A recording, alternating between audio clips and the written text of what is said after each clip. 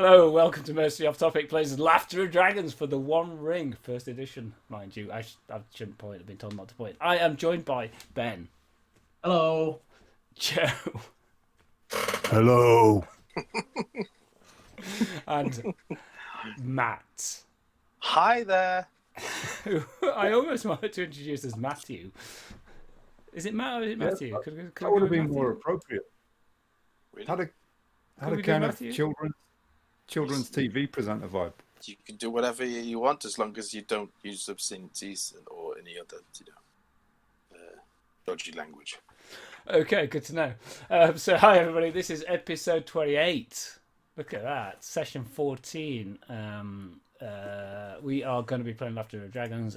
Frankly, if you're on episode 28, you know that. We're going to get interrupted. Kenny is in a giddy mood. He's going to come in, and therefore there will be this really bad edit where the door opens a bit. One of these guys carries on talking, and I can't quite edit it halfway through what they're doing, and then it just changes when we come back. We are just playing the One Ring, and we get some rules wrong, Ben. Hi. And our playstyle is our playstyle, and who knows what we should possibly be doing right. And also, we kind of know about Tolkien, but I consistently get the I and the E the wrong way around. That's Is that a chicken, Paul? Is that that's one a of the chicken. chickens I've out? got one of the chickens out of the coop and I just put them in the hallway. I think this is proof in point. The main thing you need to know about Tolkien is that seas are hard. Seas, yeah, that's right. They are. The seas are hard. Kelduin, Celebrimbor. There are many other examples. I thought you were talking about like The the two actual seas, oceans. both of them are. Like you can't cross the I thought it oceans was to the west. I thought it was a reference to the Celebrian dreadnought. stone. Yeah, the seas are.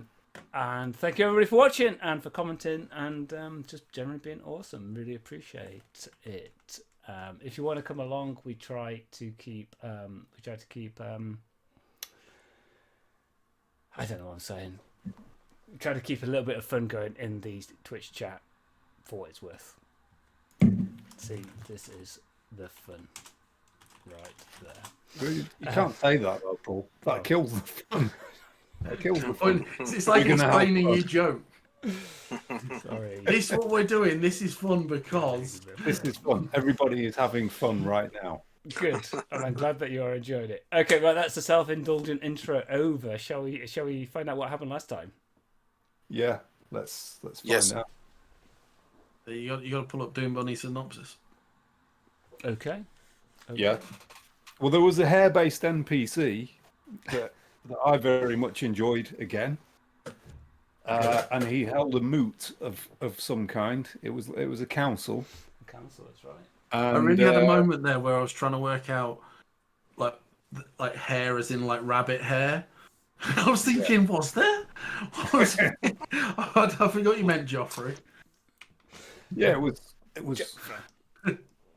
I thought you meant Gandalf. Yeah, he's a hairy NPC. Yeah. He's a Larry NPC. Episode 27 was reduce your threat by 5. Torg's purposefully pointed pontificating persuades perfectly. A chance for Cirque of the Blue Mountains shows quality. Lothar continues to push for veterans of the Battle of the Five Armies discount card, primarily for Rayon. I think it's worth just dropping it there. That's my job description. I literally get paid to do that. He is a veteran.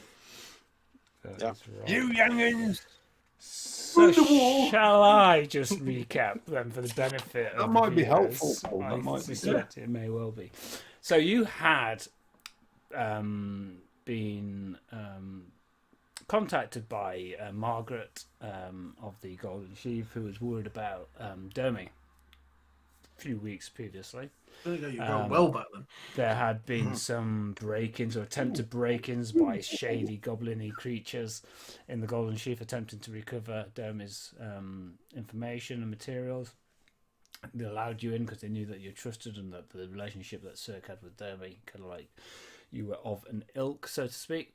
From that research, you identified that what Dermy was looking for was some kind of mithril armour that had been made by the dwarves of Erebor to Lord Girion and had been placed in Lord Girion's tomb.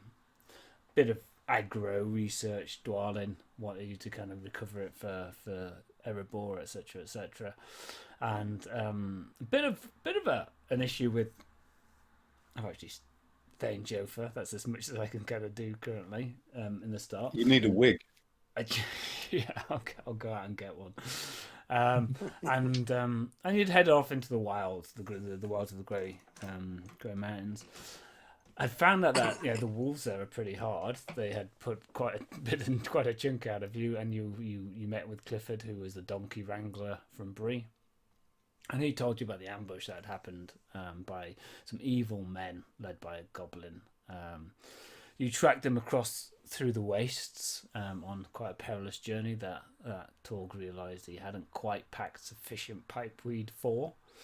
And then you found two groups, the hobgoblins and the group of men. You coaxed the hobgoblins away using stealth and cunning, killed them, left the donkeys, those poor donkeys, killed the men, killed the goblin, broke into the tomb, entered the chamber, recovered the mail, recovered some books on the side that Cirque had done so, kind of hightailed it out, had been chased by some parodies of the prideful eagles in the shape of some giant vultures, then had kind of like journeyed south through to meet the council of nobles who had decided ultimately the way in which they deposed of the chain and the other treasures and such like.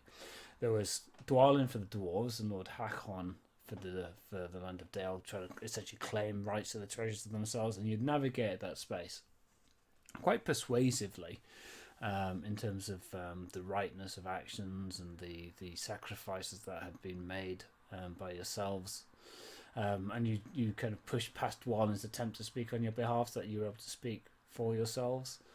And had spoken persuasively at the council, such that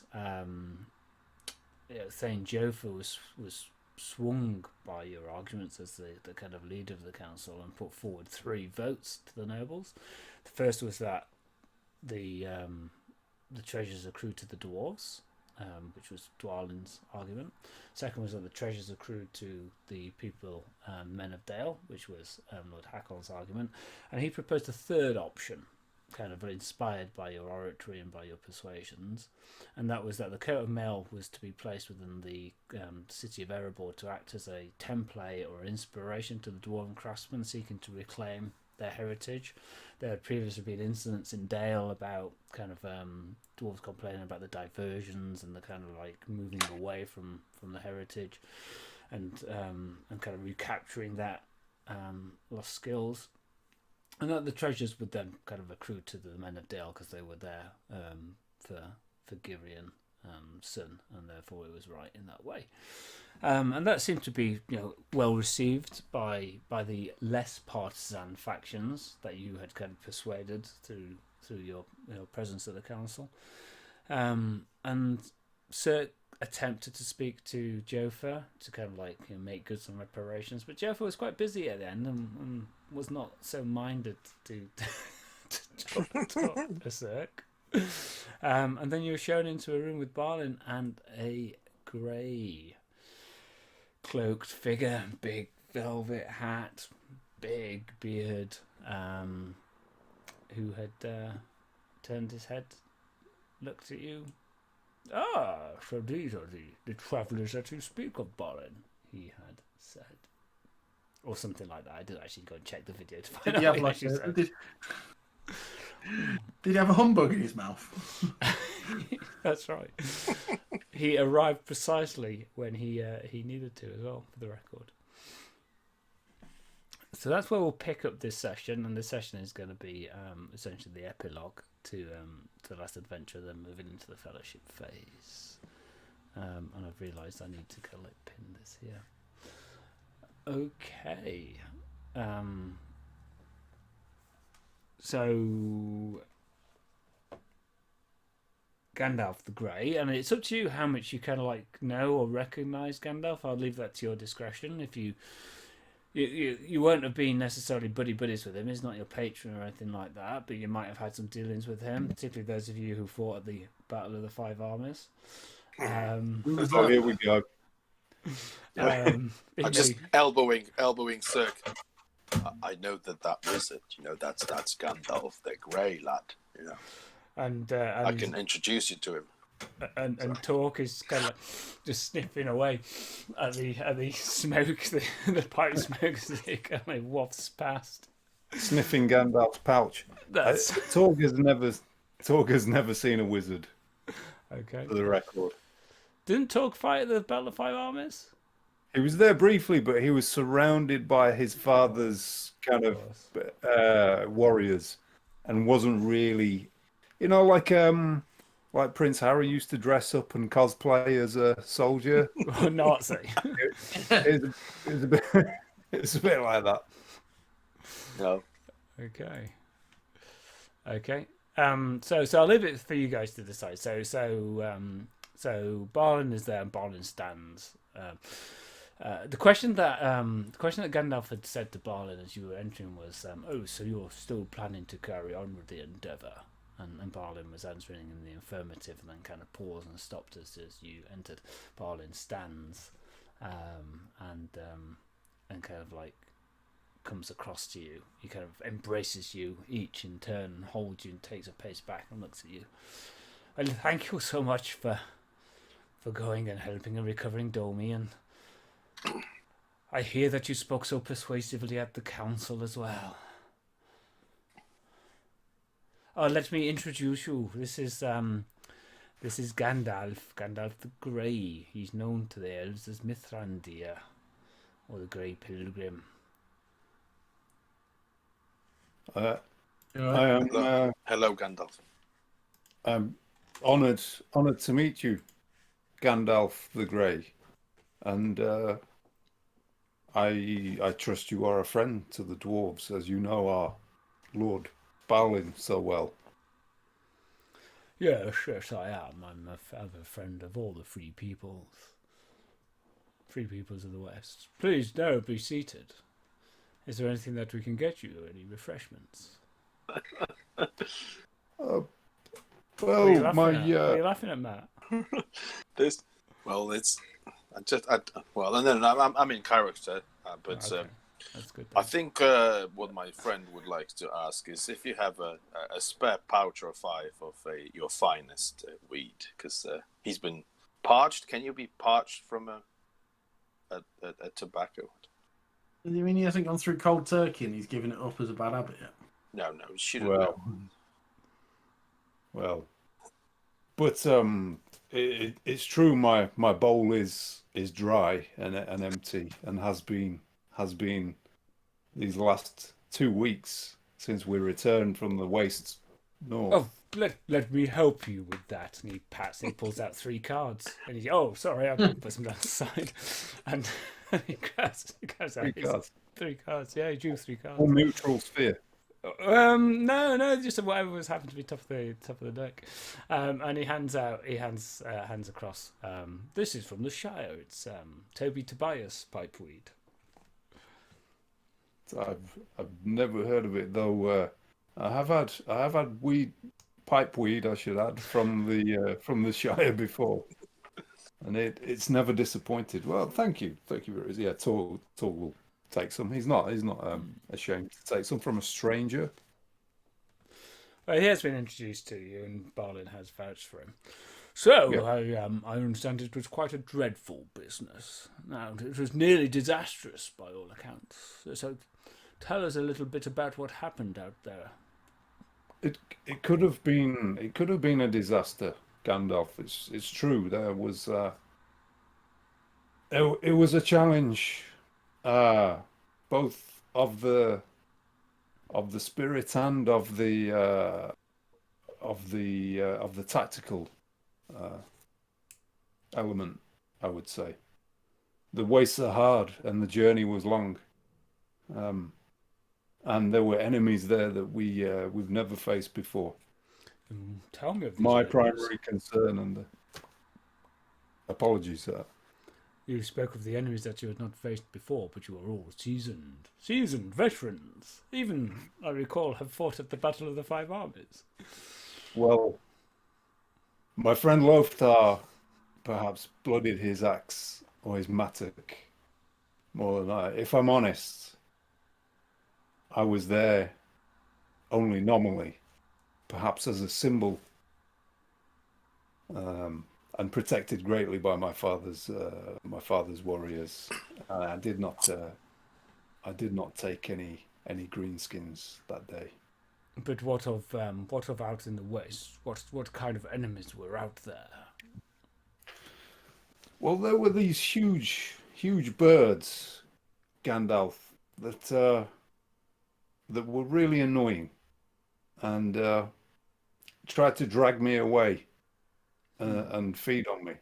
And if it were not for the wily, cunning tactics of my friend Serg here, they would have done for me.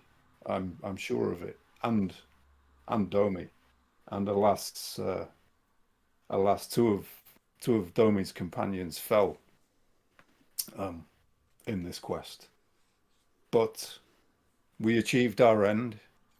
Our friend is returned and safe, and this great artifact, which is seen as of unique value among the men of Dale and the dwarves of Erebor, is returned to its rightful place, I guess. And was there anything else out there that you saw? I understand that there was a goblin allied with men. We have seen many strange things, Gandalf. We have seen orcs allied with men. We have seen men turn against dwarves and conspire against them and attack the very heart of Erebor. And we have seen strange, larger goblins than I've ever seen before. And we fought them there, outside the caverns, the tomb of Girion. Goblins are but the foot soldiers of the enemy. Is there any sign that you saw of perhaps a leader or an intent behind these actions? Well, there were some of the men we recognized from Dale, and they seem to be in league with this goblin. To what end? We have to assume they wish to take the riches of Dale and create division among the men of Dale and between the men of Dale and the dwarves of Erebor. That seems to be their end.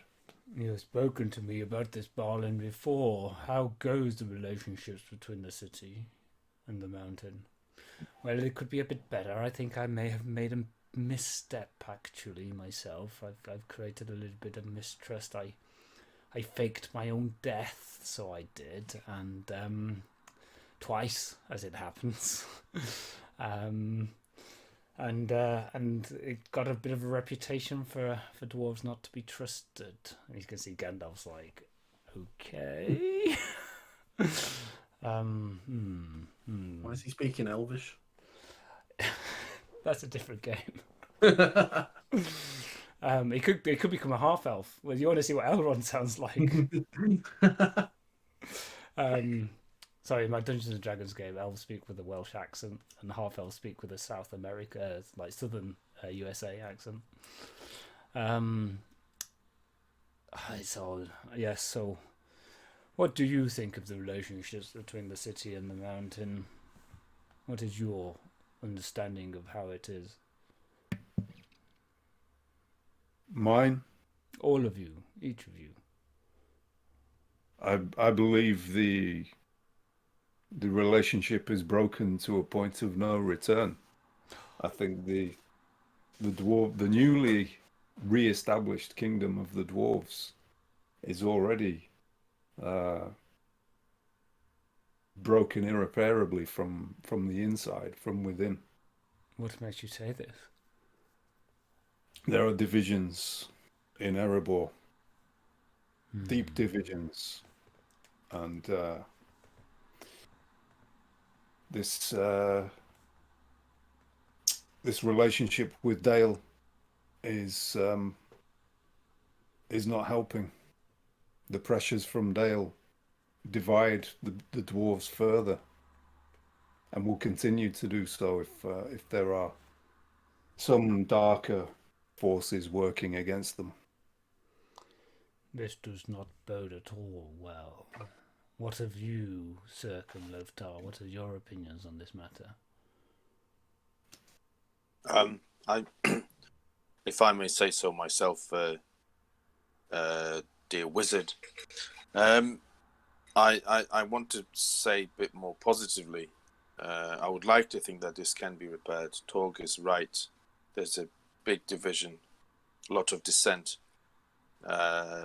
great mistrust. But I guess with the right approach, with the right strategy, this can be mended.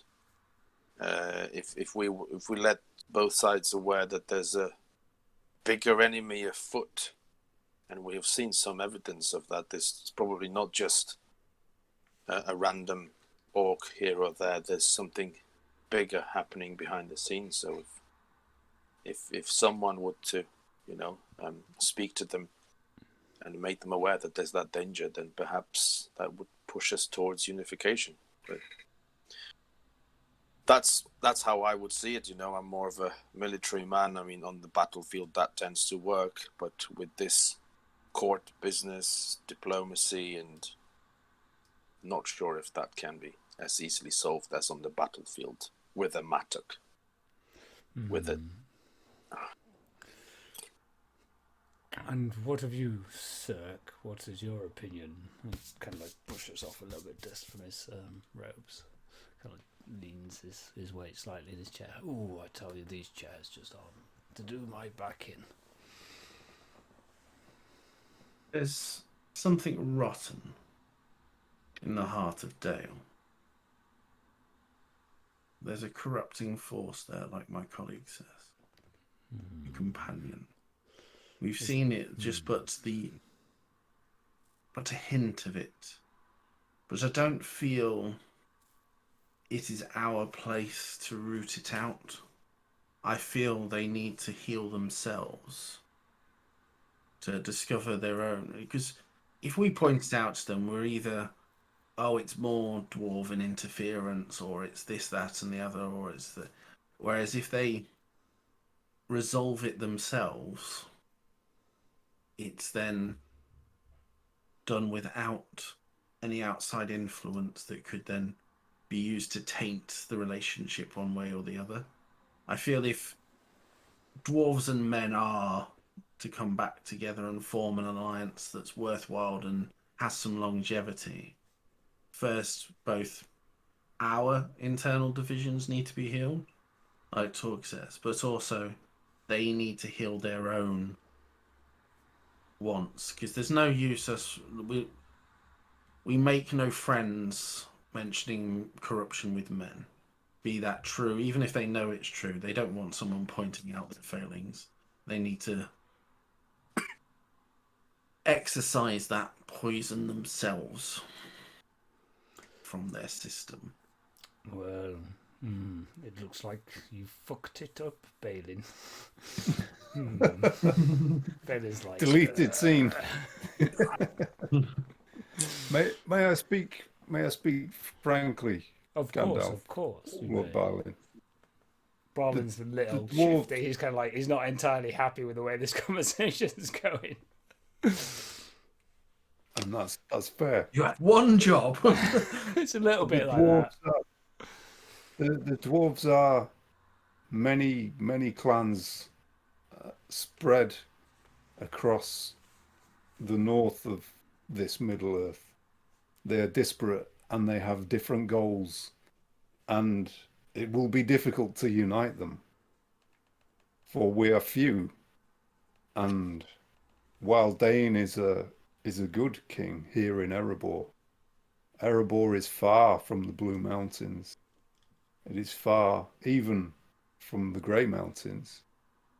And Dane is of the Iron Hills and will always be seen as that by the other dwarves. The dwarves, if they seek to regain their former glory and their former power, must find a way to bring the clans together. Only then will we be taken seriously by the likes of these lords here in Dale. Troubling news. Troubling news. A unified Dale and Erebor is important to the safety of the northern lands of Rovanion. There's no accident that Smaug was placed here by the enemy. I am sure of this. And his plans, his machinations. The enemy, Gandalf. Aye, there is a shadow that lurks, that has long lurked in this earth of ours, that we had thought was put to bed many years ago in a different age.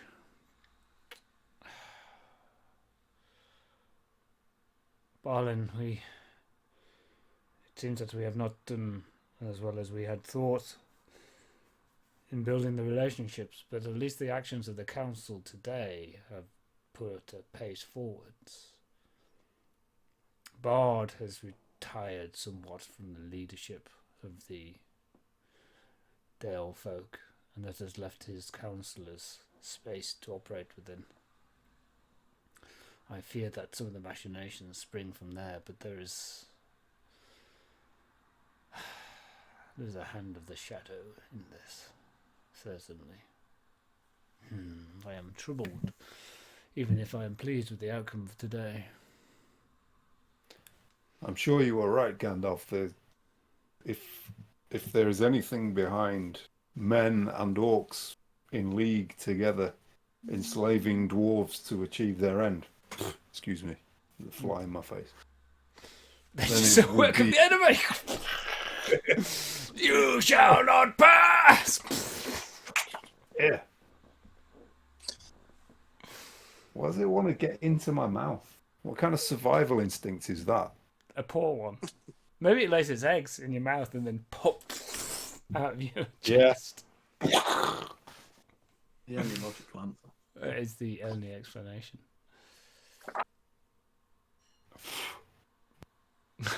What a murder flight. So anyway, carry on. Have we lost Joe? Okay, cool, good stuff. So I'll just narrate. I'll narrate the close to that scene. So Gandalf is really worried about what's been discussed.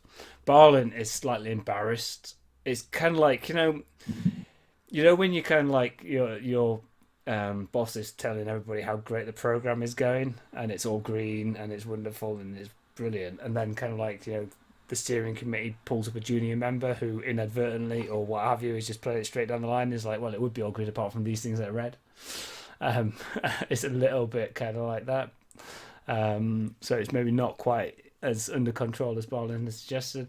Gandalf is really quite worried. He feels that the stability of Dale and Erebor is really important for an upcoming kind of period of tension. It won't give much away. He's on it. But he says, I think I need to, let me get the voice right. I need to go and consult with Saruman, the head of my order. He is very wise and completely unbiased in these kinds of events. And Balin, we need to make sure that the relationship between Dale and Erebor is well established. Perhaps it would be best, as these companions say, that we work through one of the human nobles rather than rely upon our own reputations. I think that would be good. But I cannot be everywhere all of the time. I'm going to have to go now. Hopefully not before the fellowship phase. I could hang around if somebody had an undertaking that they wish to kind of complete, I guess. I do not wish to travel at this point. I will stay a while in Dale. He tends to leave play at the end of the round, though, doesn't he? He does. He is going to leave play at the end of the round. Yeah, he'll go. I'll just have to retroact when I did my that undertaking. unless somebody wants to spend like a threat to kind of like keep him around. Depending on, did you get Hobbit, Gandalf, or not? These are the questions. 3 threats, keep him in play. Yeah. Okay. So let's move into the fellowship phase then. So shall we do the admin of the fellowship phase? Do that. Always helpful. Let's get into this stuff. Joe, have you got your background music? Have you got your track for this? Yes. Yeah. I don't want to peak too early though. Good. So this will be a year's end fellowship phase as well. Oh, which is the year 2958. You could make like 2 diamonds. seconds. You could make like a custom chest. Out of nowhere, a hobbit appears. A wild hobbit appears. This couldn't be more Tolkien if you even tried. You know, out of nowhere, hobbit appears. Yeah. It is. I think it's the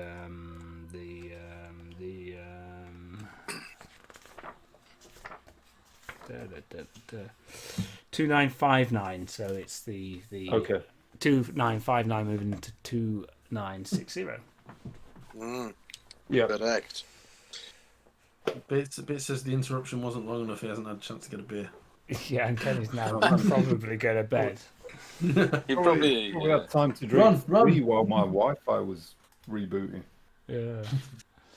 I think a well-stocked fridge is always advisable for these sessions. I can't drink and play. Kills my creativity, and my creative threshold is not very high at the best of times. I just noticed it makes my volume get louder Oh, okay. when I drink and play. Okay, so fellowship phase then. So, choose destination. The company repairs to a sanctuary or disbands temporarily. Companions return home. Where are we thinking? I was going around Erebor. Erebor is where Torg would most likely want to go right now. Cool. Stuff and things to do. Loftar's going home. He's Screw you guys, going to the I'm east. going He's home. going to the east. Yeah, he's going to the east. Does that work? Does that work? Because either the company disbands temporarily or they go to a sanctuary. We disband and then go to a sanctuary. On our No, own. because if we disband, we all go home. Is what I understand. I'm not going all the way to the Blue Mountains. I'd be gone for That's- months. Oh, that's weird. That's I'm very sure restricted, we've then. split and done before, haven't we? Yeah. Or was that us getting it wrong? Surely not. Hold on. Let's get the rules out. Destination. The place free to any place they've already visited. Blah blah blah blah blah blah blah.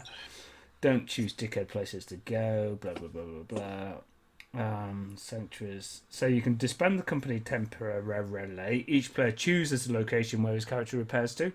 Usually, heroes return home, but that doesn't feel like it is necessarily needed. You'll also all gain some standing in both Erebor and Dale from your recent actions. Blended. Are we now on -1 in Dale? Yeah, that's right. He's brought us up. Okay, so Matt's going to Loftar's going to the Iron Hills, and we're going to Erebor. And then we're going to get some standing. Yeah, so I think you'd probably have standing of a rating of 2 respectable citizens in both Erebor and Dale. You've kind of done. Yeah, really, you'd be kind of like standing of like almost 3, but you've kind of pissed off sufficient people in both places that you've got a standing of 2. I would concur with that.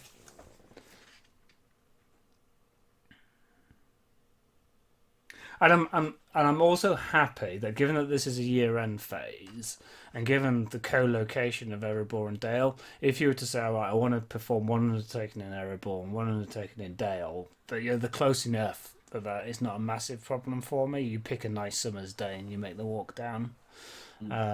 So you can do that. If you're heading out to the Iron Hills, then you need to do both of your undertakings out in the Iron Hills. Really love that. Your hair is in Dale. I think he came. Your hair. Yeah, his Lifto's got to leave his that hair again. He's got to leave his hair in Dale. Is that anthropomorphic rabbit man? Yeah, is no your hair. pointed hair. hair. The hair of the air. Hair. No, have I not sent him back to sort of? I mean, yeah. Oh no, sorry. Yes, that makes sense. He can stay and do the doodah with the thing. He'll do the doodah with the thing. Sounds like he's getting into all sorts of fucking mischief. Sounds like he's going to have some heirs of his own soon. Margaret at the Golden Sheaf has become quite close to the Levdar dynasty. That's all I'm saying. And quite rightly so. Quite rightly so. Yeah.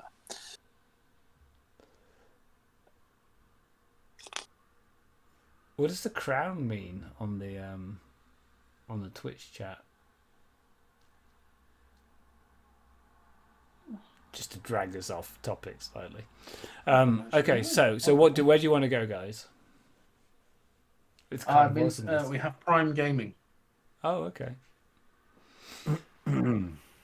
Joe, do you want to kick off just in case you vanish? Yeah, I'm happy to. So we're going to just go through the steps and do experience points next, or yeah. So we'll do all. Do you want us to narrate a bit about the how and the why as well? Yeah. So if the way that I'd like to, so you guys get narrative control over this phase. Really, I become a bit of a passenger in terms of how this kind of goes. If there's any kind of role playing vignettes or scenes that you kind of like really want to kind of play through, I'm more than happy to do that. Clearly, I'm going into it blind, so you might need to tell me what your game intent is. But yeah, happy to riff off a little bit and see how I can fuck up what you're trying to do. Cool. But yes, so you choose your destinations then. So Torg, you're heading to. Yeah, so he's hanging out in Erebor, which is the most obvious place for him. That's why he's here. You know, although he is a dwarf of Erebor by culture and by lineage, his home is the Grey Mountains. That's where he was raised, and that's where he learned much of what he knows, which is little.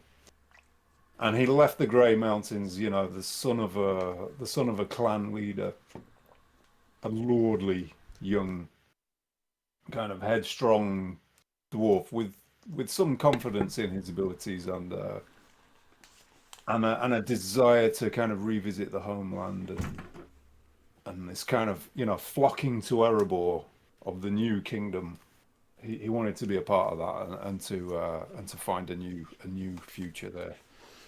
So he will spend some time in this year's end wandering the halls of Erebor, and he opens doors and he sees the great halls and the libraries and the artifacts and the tomes, books of the achievements of the dwarves and the amazing halls, the legacies and the places that they've carved out beneath the ground. And he realizes that that's beyond him, really, and he wants to leave that for other dwarves who are better suited to that task. And he carries on, and he meets many of the kind of the brave warriors and the lords of Erebor, and he speaks with them for a time, and he doesn't really feel that he belongs. There's a lot of posturing, and it's all about kind of were you at the Battle of Five Armies? Was your lineage? Did you have a presence at the Battle of Azal-Nipar? And how many orc heads did you take on that day at the foot of the mountain? And he wasn't there, and well, he was there, but there's some shame attached to it for him. And he kind of he feels that he really needs to prove himself and find himself, but not for the benefit of posturing in halls among his, peers and other lords, and you know, those who wear fine robes rather than the soiled garments of the miners and the bloodied battle garb of warriors. And if anything, the last his last couple of years of adventuring with his companions has taught him that there is great peril, and the dwarves have very few friends in Middle Earth. And the reason that they've survived this far is because of their ability to exist in their unique homes, but also to come together and to fight in their own way. And together they're strong, they're stout, both of heart and of leg. And he focuses on spending time with the soldiers of Erebor. And he trains long and hard with those soldiers. He wants to be part of that front line, those good, honest, kind of grim, well-worn folk. And so he spends a good couple of months over the winter just training with them, teaching a few of the young ones what he knows, but also learning from those veterans. Not in a way that imparts any kind of wisdom, though he treats them with respect, but really in a way that is all about the craft of battle. And if there's anything that's going to get him through the trials and tribulations that come, it's his skill with the mattock. So he focuses his energy on further developing that craft, that skill. And in terms of what I do, I have 17 experience. I'm going to spend 10 of it on getting my mattock skill to 4. And I'll carry the rest of it over. Okay.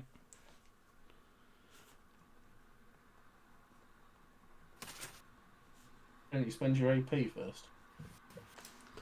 No, you spend experience points. It says spending advancement points, then spending experience points. The table on page 193 tells you it's the other way around. Yeah.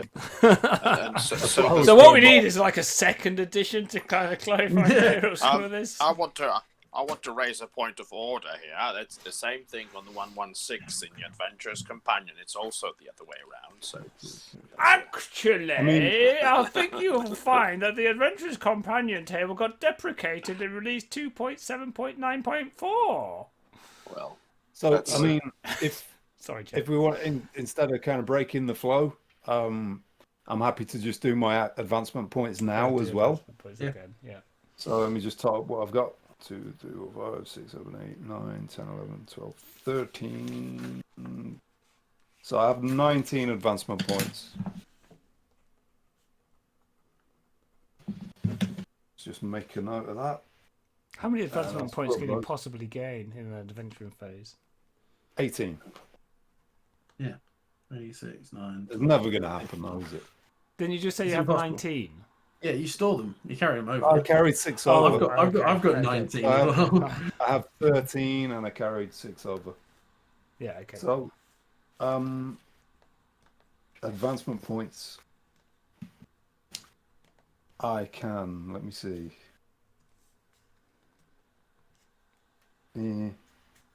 Yeah, okay. So along with kind of developing his skill with the mattock and kind of taking himself to that next level,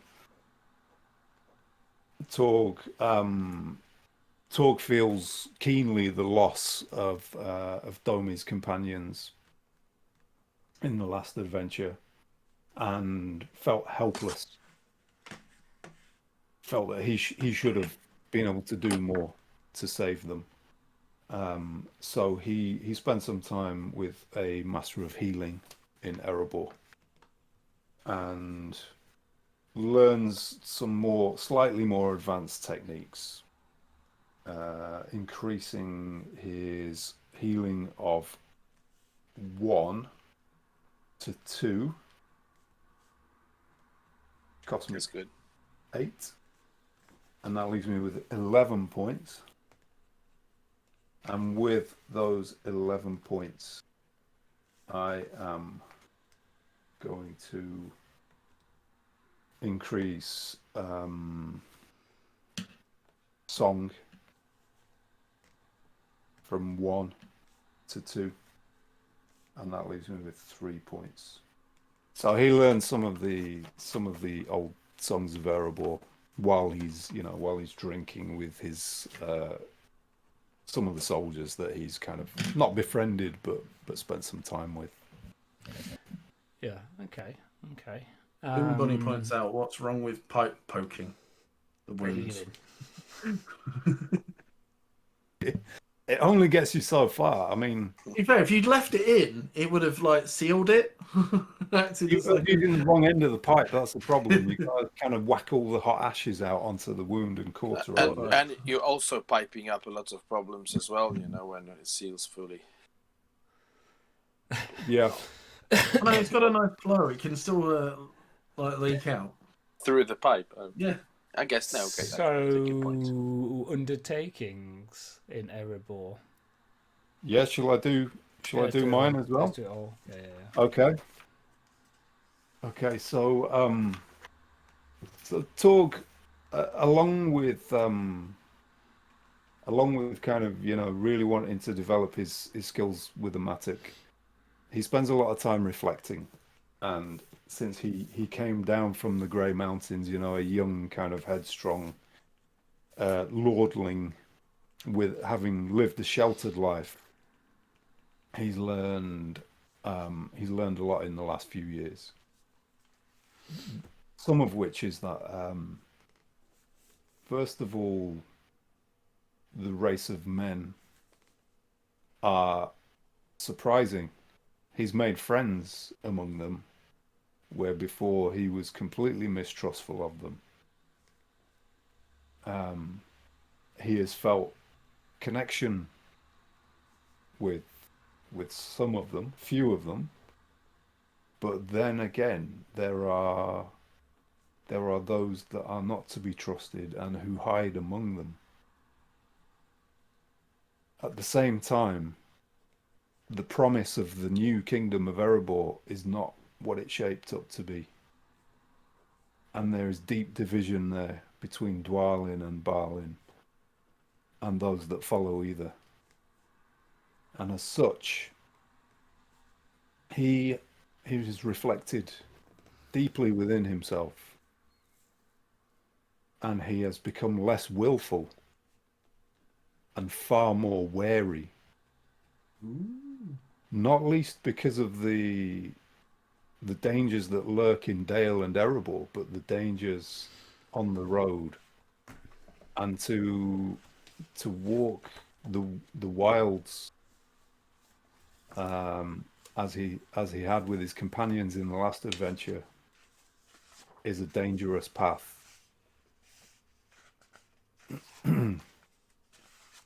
So he'll be changing a trait, swapping a distinctive feature for another distinctive feature, so swapping willful for wary.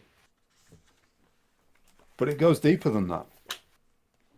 So Torg has gone through many changes, and in fact, you might want to put on Ozzy Osbourne's "I'm Going Through Changes" to signify this moment.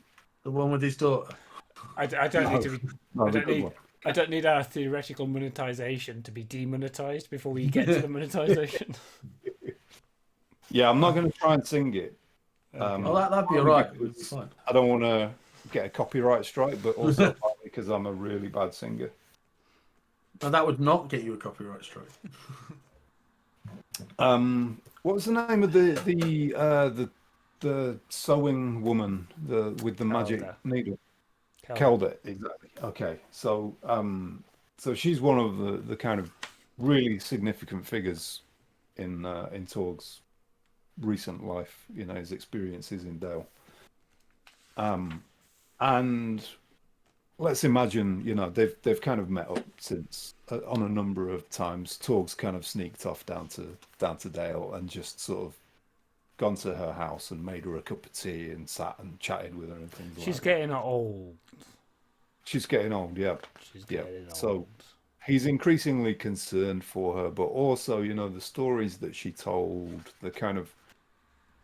they're not necessarily inspirational stories. The kind of thing that in his youth he would have grasped onto about great warriors and great deeds. They're more, you know, stories of beauty and wonder and just nice things that happened between two people.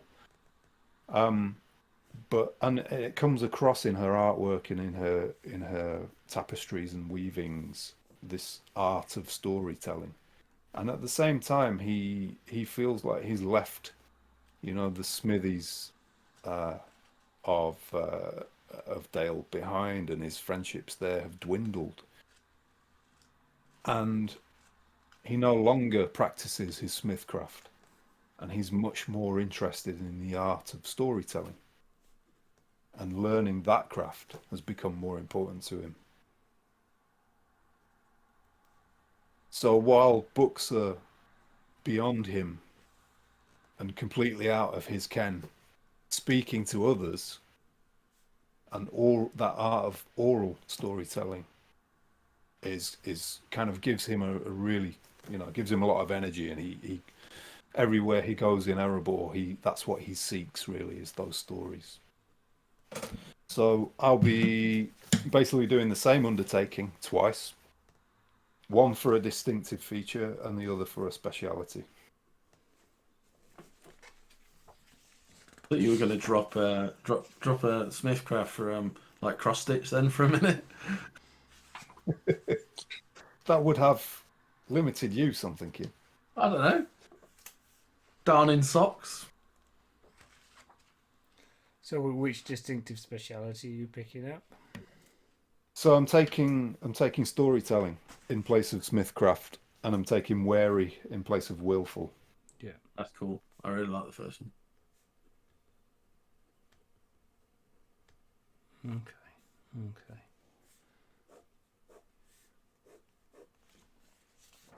Okay. That's really cool. So just kind of anything else that you kind of want to talk through in terms of that fellowship phase? Nothing major. No. The only thing I would say is, like, in terms of the how, and so I think probably because Cirque is there, and although Cirque is probably less a fan of Torg than Torg is a fan of Cirque. You're my fellowship focus. Yeah, but Cirque has differing views on life. But at some point, Torg will undoubtedly get very deep into his cups and bend Cirque's ear about all of this, to the point where Cirque just kind of realizes he just has to sit and put up with it for an hour, and Torg will be, you know, kind of in that very introspective, like, let's talk about me for an hour sort of thing that occasionally people just need to do. Cirque's really good at, like, you probably find Cirque's an unexpectedly good listener, simply because a lot of, yes, sort of like getting knowledge and gaining information and stuff does come from books, but it does come from listening to people and hearing what they actually say. He doesn't necessarily he doesn't have the emotional intelligence to maybe give you any support with it, but he could, in his way, sit there and listen to you rabbit on about anything for hours without acting bored or impatient or kind of from that side. So he might be able to give you the support in that respect by just letting you vent at him. I might think go there occasionally, but I mean, rather than play out the whole scene, just to give you an example, Torg will be saying things like, "In my youth, I thought I knew everything. I thought I knew how the kingdom of Erebor should grow again, and now I'm less sure." And did I ever tell you, Cirque, last year I turned 50? No, of course I didn't. I didn't tell anyone. It was Even me. I I didn't couldn't. know. I couldn't tell anyone. When was it? He makes a note of his birthday for this year. He'd probably end the like. Say if Zach was to say anything to you, he'd probably be quite impressed and want to get across that actually the people he has most respect for are those who can admit they have much more to learn and that they don't know everything, because nobody does. And so if anything, you've gone up in his estimation through the admission. That's nice. Yeah. You're a good friend, Cirque. I don't understand anything about those books you read, and I'm sure all these artifacts are incredibly valuable and important. And I've never met another dwarf that's remotely like you, Okay. but I'm glad we met. Me too. There's always more to learn from one another. And I think we've got a lot to teach each other down the road going forward. More ale for my friend here. This is like 3 o'clock on a Tuesday afternoon, so it's fucking smashed for the rest of the week on 3 shandies. My research is fucked. I love you too, man. Cool, good stuff. Good stuff. So just kind of like some context then to kind of like wrap a little bit of the world around that. It's the stone guard that you would train with, and in training with them, and they're quite standoffish to start with. They never quite embrace you as one of their own. I don't think, which I think is what you kind of like narrated really through that. There's almost like a cult of Dwalin in there, but the more sensible, the more kind of like seasoned warriors don't really follow that cult particularly. They admire his personal depth of arms and they admire his commitment, but it's almost kind of like, you know, when you're in the unit of soldiers, you don't want some guy riffing off doing their own thing. The ability to follow orders, to do what is expected from you, to be as uncreative as you possibly can be, is kind of, you know, a lot of what kind of gets respected from that. So to a certain extent, you kind of see that the Stone Guard really, whilst they may admire and respect Dwalin, they're there as machinery of state. You know, they are there to protect and to enhance the reputation of the kingdom of Erebor, and not any one individual or any one kind of like kind of function within that. But the wanderings that you took throughout Erebor at the start provide you with a really good kind of mental map of how the places join together and what's what and where's where. So you've covered pretty much all of that throughout. So you kind of you'll be able to navigate through Erebor quite deftly, having kind of like, you know, done that journey. Okay. And the sessions with Kelda, the taking to her of the wood, the bringing of some fresh fruit or preserved meats from the market, the arrival with some fresh pastries, a little bit of warming spirit is always welcome from her. And whilst you see her aging, she's always brightened by your arrival. I think, you know, you choose what you want to learn in terms of the art of that storytelling, but her stories are the simple stories, they're the authentic stories. They're embellished, you suspect, because they're the best stories are, but they're about people doing things. They're not heroes, they're just people, and in each of those stories there's a message about how the world could be better, and the message is always about one of tolerance and one of understanding. She leads a relatively simple and relatively straightforward life. And one time as you leave her out into the driving sleet, kind of closing the door behind, you just think at some point she's not going to be there. She's going to have passed. Yeah, there will be some people that will miss her, but she's no longer a prolific figure that she was when she had the needle. And there's a little bit of sadness about the intransigence of people's memories, that once she's out off the market, it's as if she's no longer kind of like there. So there's a little bit of a deep and abiding commitment to keeping those stories alive a little bit, as you kind of like trudge through and to think, oh, yeah, there's some value in people knowing that she's there, even though she might not be on the market, she might not be selling stuff, she might not be quite as much of the fabric of the community. She's still part of that. As you move through. Yeah, cool, good stuff. I think you get an extra experience point for the in keeping with the Tolkien spirit part of awarding experience points in this phase. Thank you.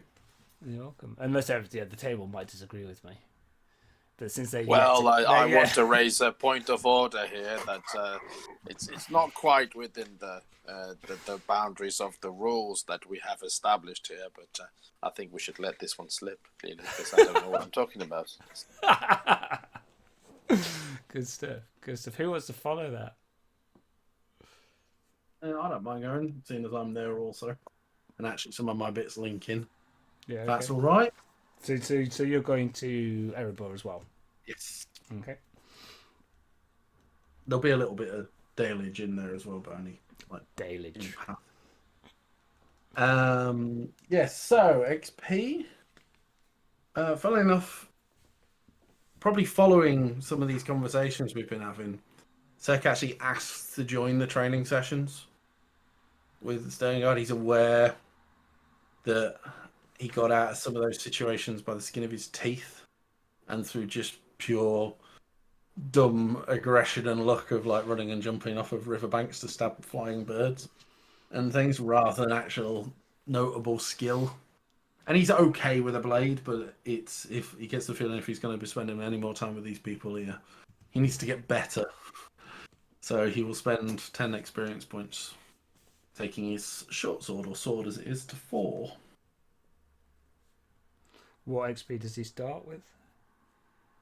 16. So I've got 6 left. Yeah, okay. And then when he's not doing that or having his ear talked off, he's got his head in books.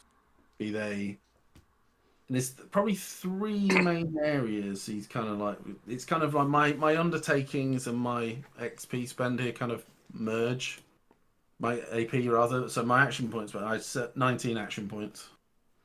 Advancement points, sorry. I'm spending 15 of them to take law to 5. I wanted the fact of all the stuff he's learned over the last year, basically. Mm-hmm. Which a 4. Yeah, 4 left. And then undertaking wise, he'd like to talk to Gandalf about some things. Specifically, obviously meeting Gandalf to obviously get his half cost 6 level next time, but non-mechanically, he really wants to know about what Gandalf knows about those like those weird face runes that we keep seeing everywhere and their significance, if there is any. He will mix these other things. He's going to do is search for secrets. So it's going to be search for answers. Sorry. So they kind of like combining the two realistically. So he wants to know about that. When he's searching for answers, in particular, he's going to have a look through the books that he half-inched. But mainly, he's going to do a bit of. He wants to see if he can find a connection between what he learned about the scabbard and Lord Hacken's claim of, like, peerage, you know, like where he sits in the family tree kind of thing. He's basically Hakon seeming to recognize the scabbard has set a tick going in the back of his mind, and he wants to know. What I'm after trying to find out is there can he find a definitive link between this scabbard and Hakon's either family or history? Is this something that he had in his possession and gave to what was the other called? I think the Hobbit was called Torg's mattock in his face. the one that Clovis. Clovis, that was it. Yeah, I should remember that because he clove him in half. Yeah, clothed by his mattock, I think is. Yeah. So, like, is he behind this somehow? Had he given it to Clovis to kind of enable Clovis to run these people, kind of thing? Basically, he's looking for connections. Yeah. Whatever he can find. So, what undertaking are you doing to kind of like do that? Sorry. That'll be search for answers. Search for answers. Okay. Yeah, basically, I've got to make a law roll. Yeah. So let's do that first. Then It's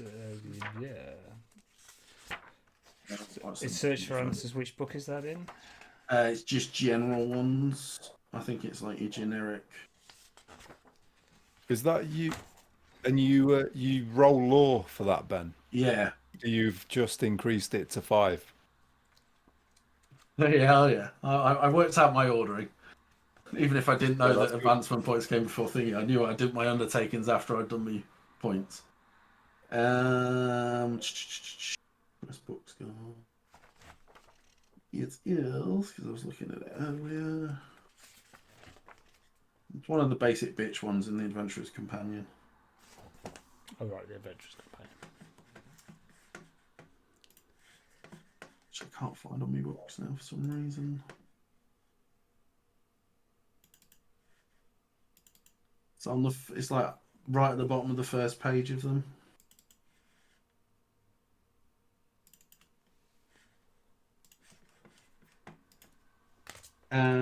Search for answers anywhere. Law roll to gain insight or information. See Undertaking. Darkening of Mirkwood is in. Sorry, page 33. Okay.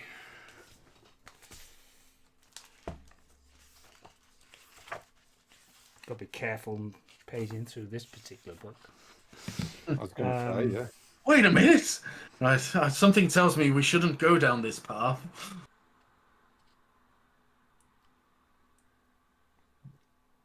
Okay, so you're definitely undertaking a fellowship phase at a location with an appropriate source of learning. You've got a whole set of materials yourself. You've got access to both Dale and Erebor's learning stuff. So you make a law test followed by a rolling table. Oh, this second roll is modified with +1 if you possess an applicable law speciality. Do you possess an applicable law speciality? I have Rhymes of Law and Old Law, so presume okay, Old that Law. would work for me. Right, okay, cool. So do you want to make your law roll? Ooh. That's 9.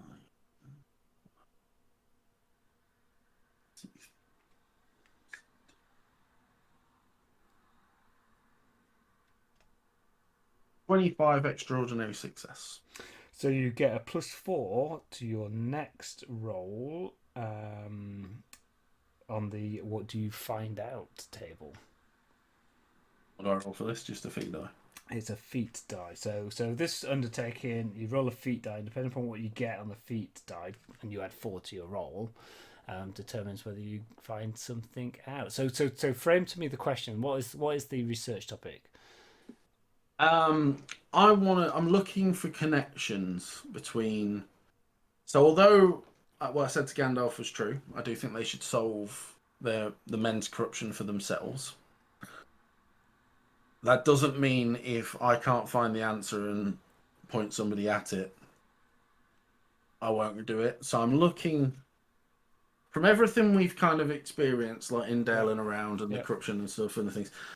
I'm almost looking for like the connecting pieces. So I want to start putting my string between my points on my map or my little pictures on my corkboard. So if there is a connection between Hakon and the dude who invaded Erebor and whatnot, and between then a link to like somehow into like, can fucking link him to Clovis and then his people to so and so. I'm just looking for that moment of connection between those bits and pieces. So it's not about the symbols or what have you that you've seen. This is about the relationship that Hakon. Yeah, the symbols thing I'm going to ask Gandalf basically is part of mine. Okay, make the roll. I rolled a 9. 13. Because I rolled it before you said. Yeah, okay. So that is 13. Wow. Okay, so you get some great secrets.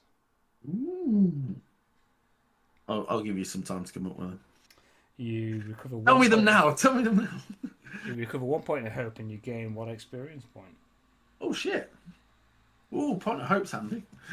So you feel yourself centered by the research. So the exertions that you had in the early winter with the Stone Guard, where frankly you just didn't feel that welcome, if you're honest. But you're not, that's not an unusual experience for you with those kind of jocks. So so you kind of pulled through basically, but you're now back into your territory, kind of like with your people doing your thing really, and you find yourself the hours been lost as you kind of work through this. There's very little you can find in Erebor, so you're primarily basing yourself in Dale for this question, in all truth. And so you're wanting to work out the relationships between these things. So the most obvious thing that you find to start with, the most obvious thing is that Lord Ashbrook was a client of Lord Hakon. So Hakon was essentially Ashbrook's patron. So it was a fair assumption to make that he would not have necessarily acted in such a way unless he had some form of cover. You recall there were various statements he made about how they wanted to kind of put a proper leader in Dale and so on and so forth. So there's to your mind a fairly clear link in terms of that, and you can kind of uncover that in all kinds of property records, and the fact that essentially Ashbrook was. Hakon oversaw the appointment, all of the charters and all of the kind of like stuff, saw it through, kind of made all of that kind of happen, accrued and decided in Lord Ashbrook's favour in terms of the lands that would be kind of given to him, so he could support a larger army, he would have more money available, so he could kind of like get a bit of a militia with respect to all of that kind of stuff. You tracing kind of like Lord Hakon's kind of like rise and such like. Hakon was let me just get this right. Let me just get this right.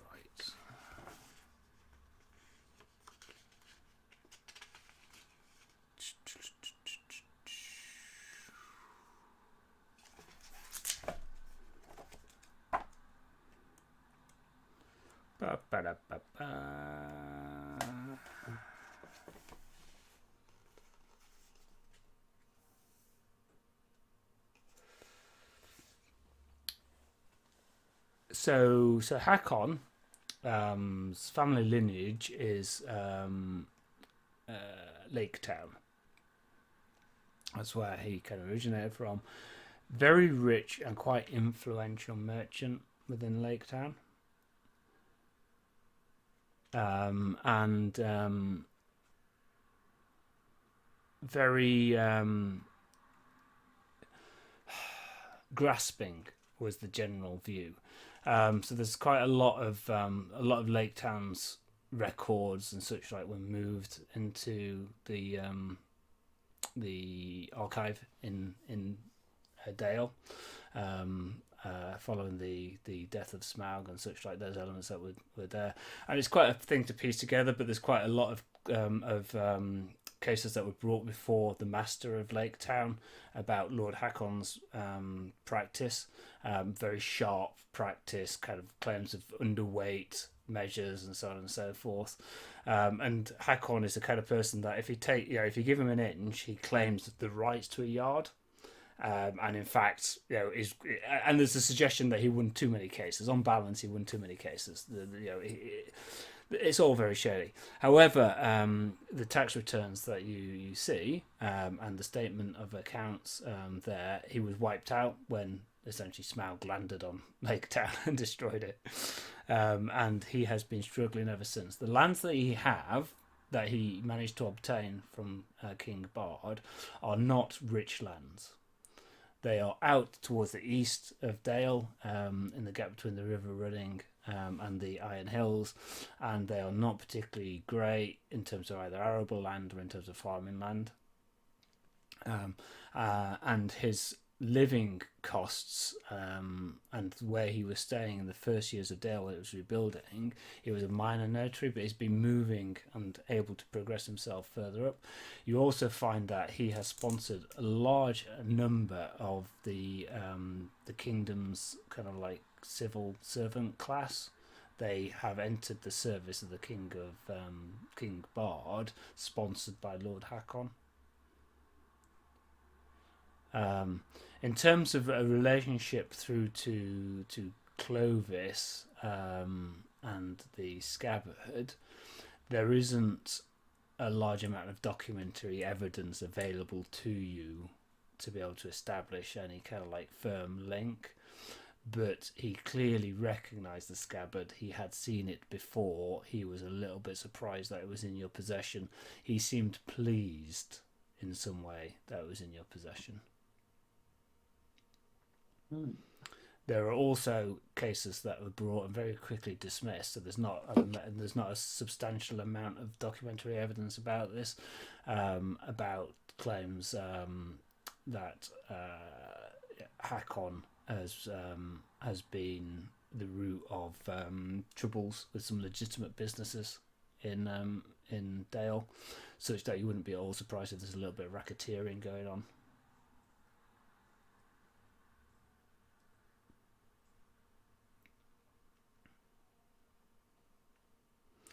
Any suggestion or any claims that Hakon is kind of like linked to the line of Girion have no evidence in the research that you find. I mean, there's not masses of evidence anyway, but there's certainly nothing. In fact, you question whether Girion had a younger sister or whatever the relationship was.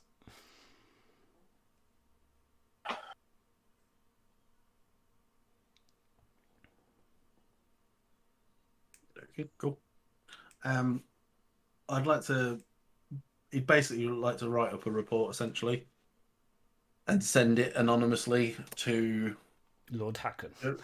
Yeah, and then basically say, "Look what I found on you. I want in on the gig, and get myself in to be part of this kingpin of Dale." No, send it to Jofa. Okay. Just kind of an FYI sort of bundle of info. Was kind of like, because he's gone up in his opinion, even if he did seem to be a spineless weasel, but just kind of, because again, he still thinks they need to sort out, like, clean their own house. So this is what I've found, but obviously not saying who it's from, and just pass it along. Yeah, okay, so there aren't that many people who can really write missives of that length in Dale. And how are you hiding your handwriting and stuff like that? Are you attempting to do anything of that ilk, or are you just basically, here you go, look at me with my very formal dwarven hand, signed. I've signed it. Yeah. I've signed it and I've put my seal on it and everything. Yeah. But You signed I don't mind if he knows Cirque. it's from me. It's almost like he sees it as it's a bit of a by way of apology kind of thing. Yeah, okay. Yeah, Jofa's really not been that minded to meet you. I didn't figure he would be. Yeah, this... And as you kind of like, the word on the street, Jofa has been definitely undermined. When you talked with a level of... or the hearers heard a level of authenticity, a level of kind of truth that your words carried through, and Jofa has definitely been undermined in the kind of like positions.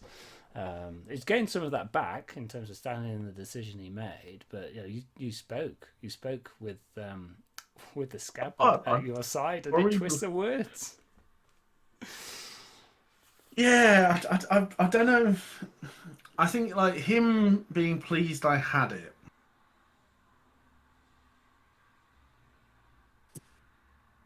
I don't know if I'd be getting rid of it yet or not.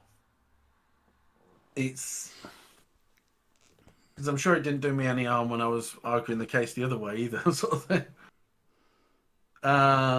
Is it precious to you? The thing is, it's. I don't know. I don't know if he. I honestly like. For me, it would have come as quite a surprise to Cirque that anyone even noticed he had it. Like he wears it because he wears it.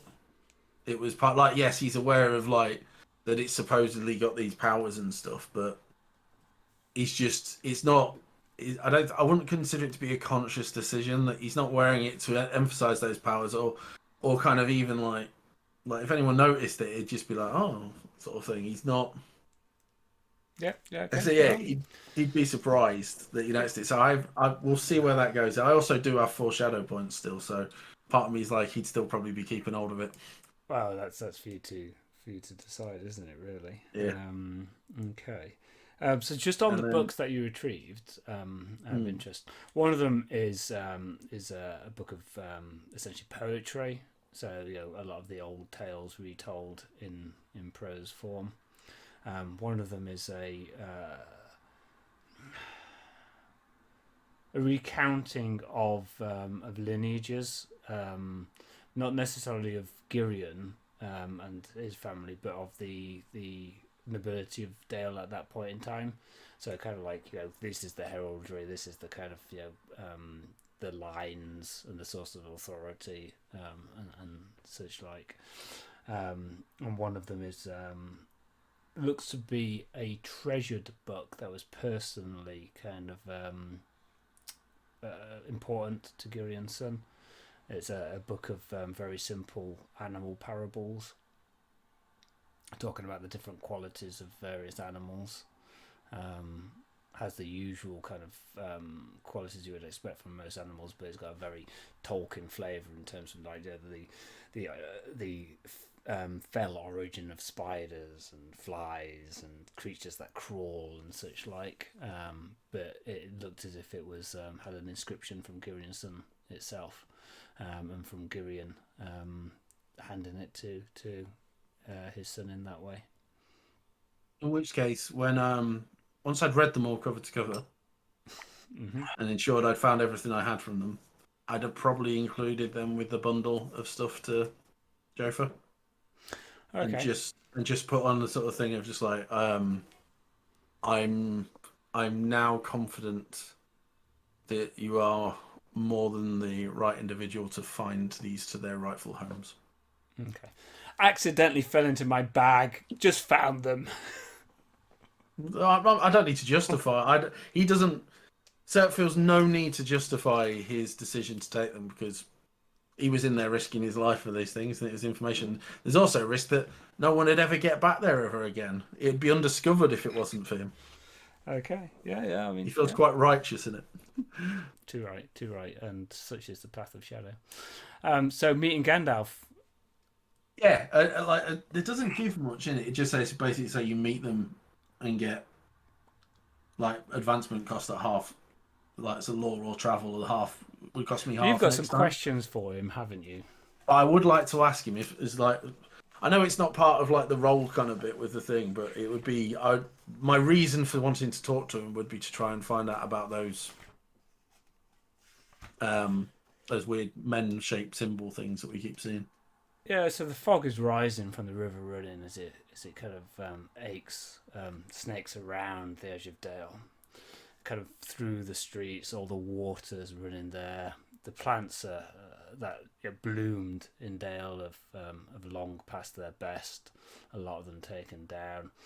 there's a thick moisture hanging on the stone as you kind of trudge through, pulling your cloak slightly tighter about yourself in the grey, leaden fog that hangs through the streets. And you kind of are moving through, and you see Gandalf kind of like walking through there, just striding along, kind of puffs of smoke every so often, moving.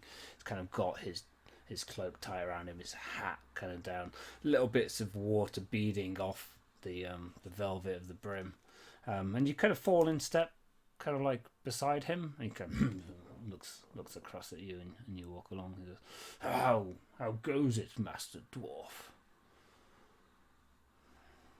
Well, Master Wizard. Yourself? It goes okay. I really do wish that I could have some shepherd's pie.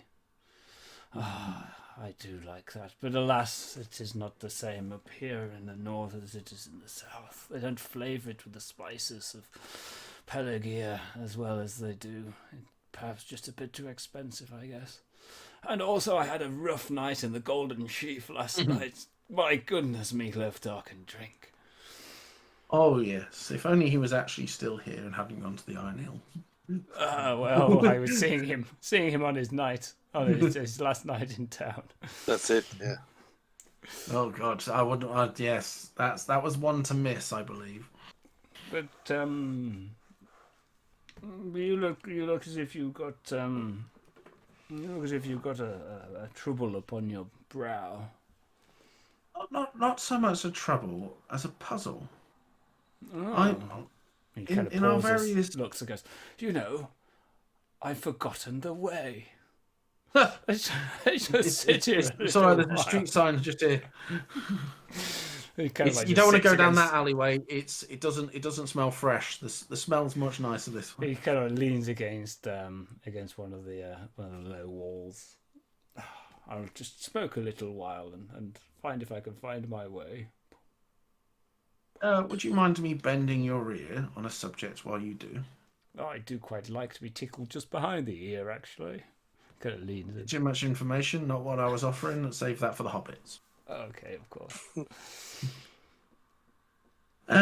During our various adventures and misadventures and travels around this area, I keep coming across this room, and I'll have it drawn in a book somewhere to show them. Mm-hmm. And yet, beyond like a cursory kind of explanation and history of it, I can't seem to find any information particularly pertaining to it and what it means. And yet it seems quite prevalent. Yes. Shadow of a Ravanian. Yes, it does seem to link to dark deeds whenever we encounter it. Aye, dark seas indeed. Dark time. Let us go somewhere a little bit more lit than here. It's too cold. There's a banging club round the corner. It's too cold out to be talking lit. of matters such as this. He kind of takes you down to one of the taverns. You sit in one of the corners, kind of there. Orders. You're down by the river. Can we go to that one where we met the harbour master? What was that one called? I can't remember. This is a nondescript kind of like one. He orders, I'll have hair of the dog. Yes,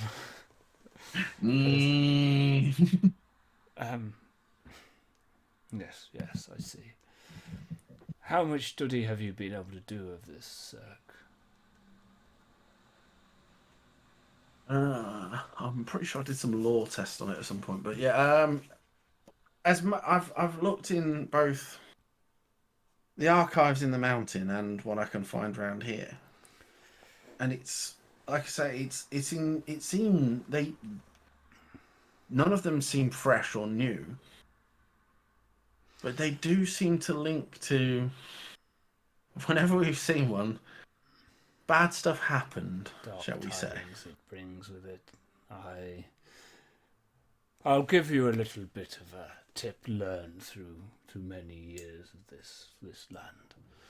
the lore of this land is written in it, not in books so much. There is, of course, value to be found from studying and looking through those sources of ancient secrets, but look at the world about you and think about how could it have been back then, and that will teach you an awful, awful amount that you just won't find in the written word. You'll have found this mark on buildings. I've just lost Joe. You'll have found this mark on buildings and places. Yep. It's just gone great for me. And it's a mark of heraldry. It's a mark of ownership. And you can tell this just by thinking about, well, what would this mark mean in this place? You do not need to research off in terms for this.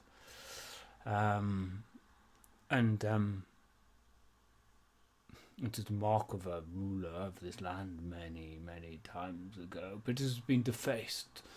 It was defaced because he was an evil tyrant, some would say.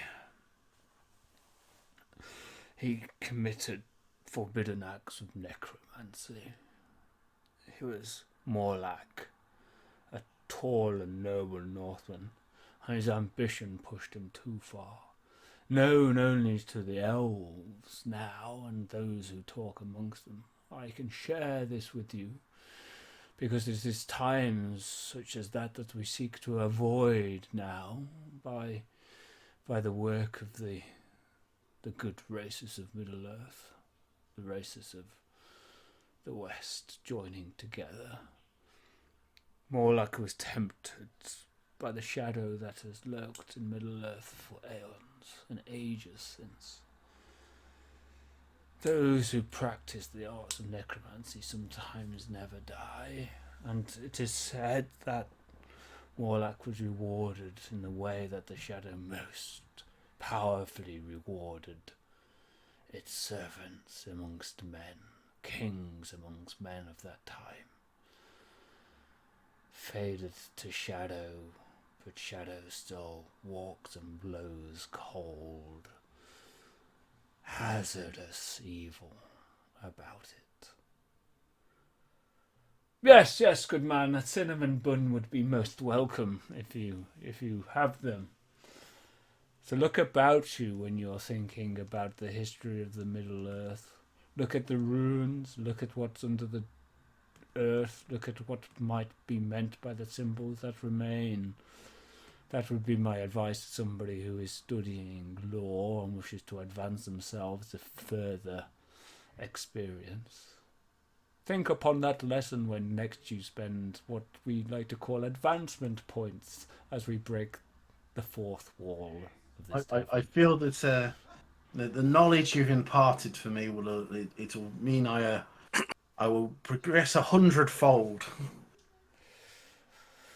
Morlock was blinded and sent away into the forest of Mirkwood, where he was found by wild hobbits.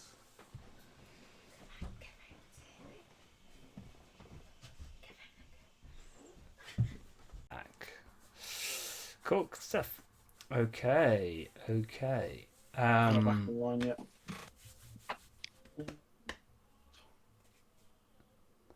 Oh, So yep. Now we are.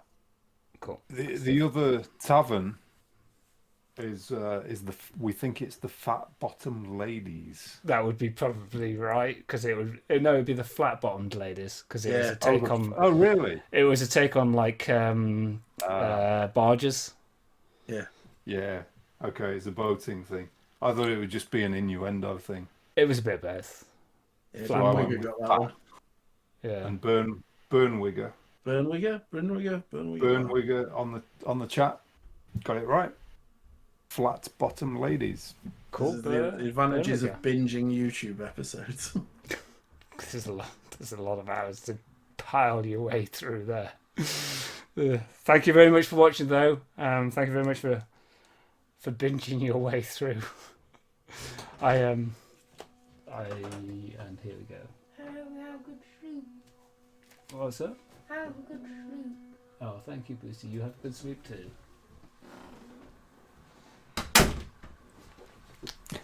He wishes everybody a good sleep. Oh, that's nice. Splendid. With the fishers. That's good. Yeah. Precious. If anybody wakes up with a horse's head next to them, nothing to do with me. Donkey's head, surely.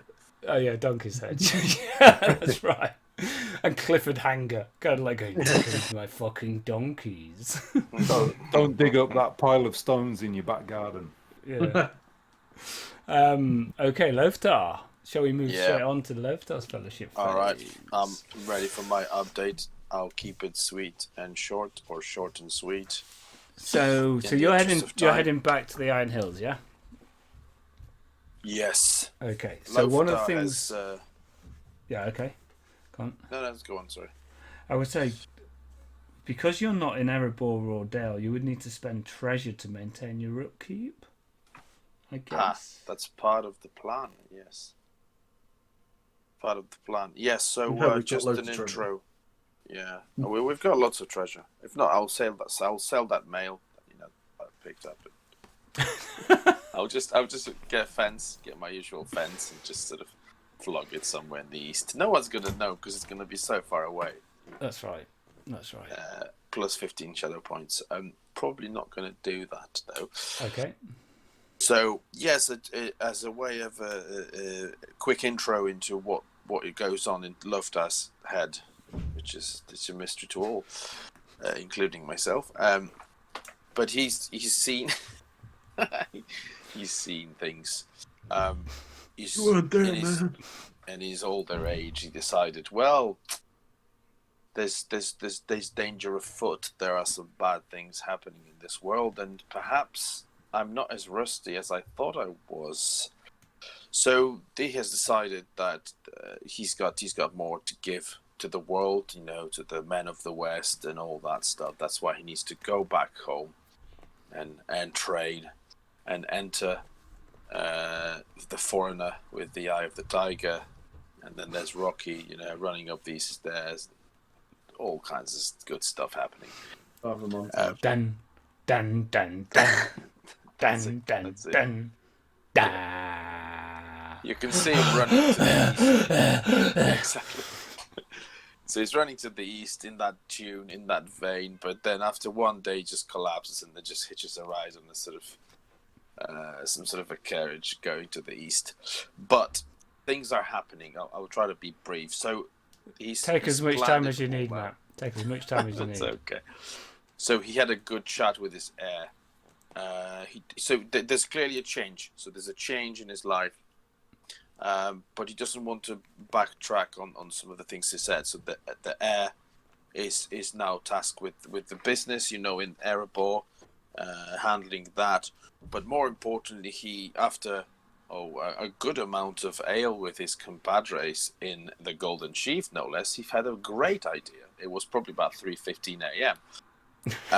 That what Erebor needs is a good discipline, a good military style sort of academy. It's not going to be obviously a military unit, but some sort of an establishment that he will fund from his family, where he's hoping to,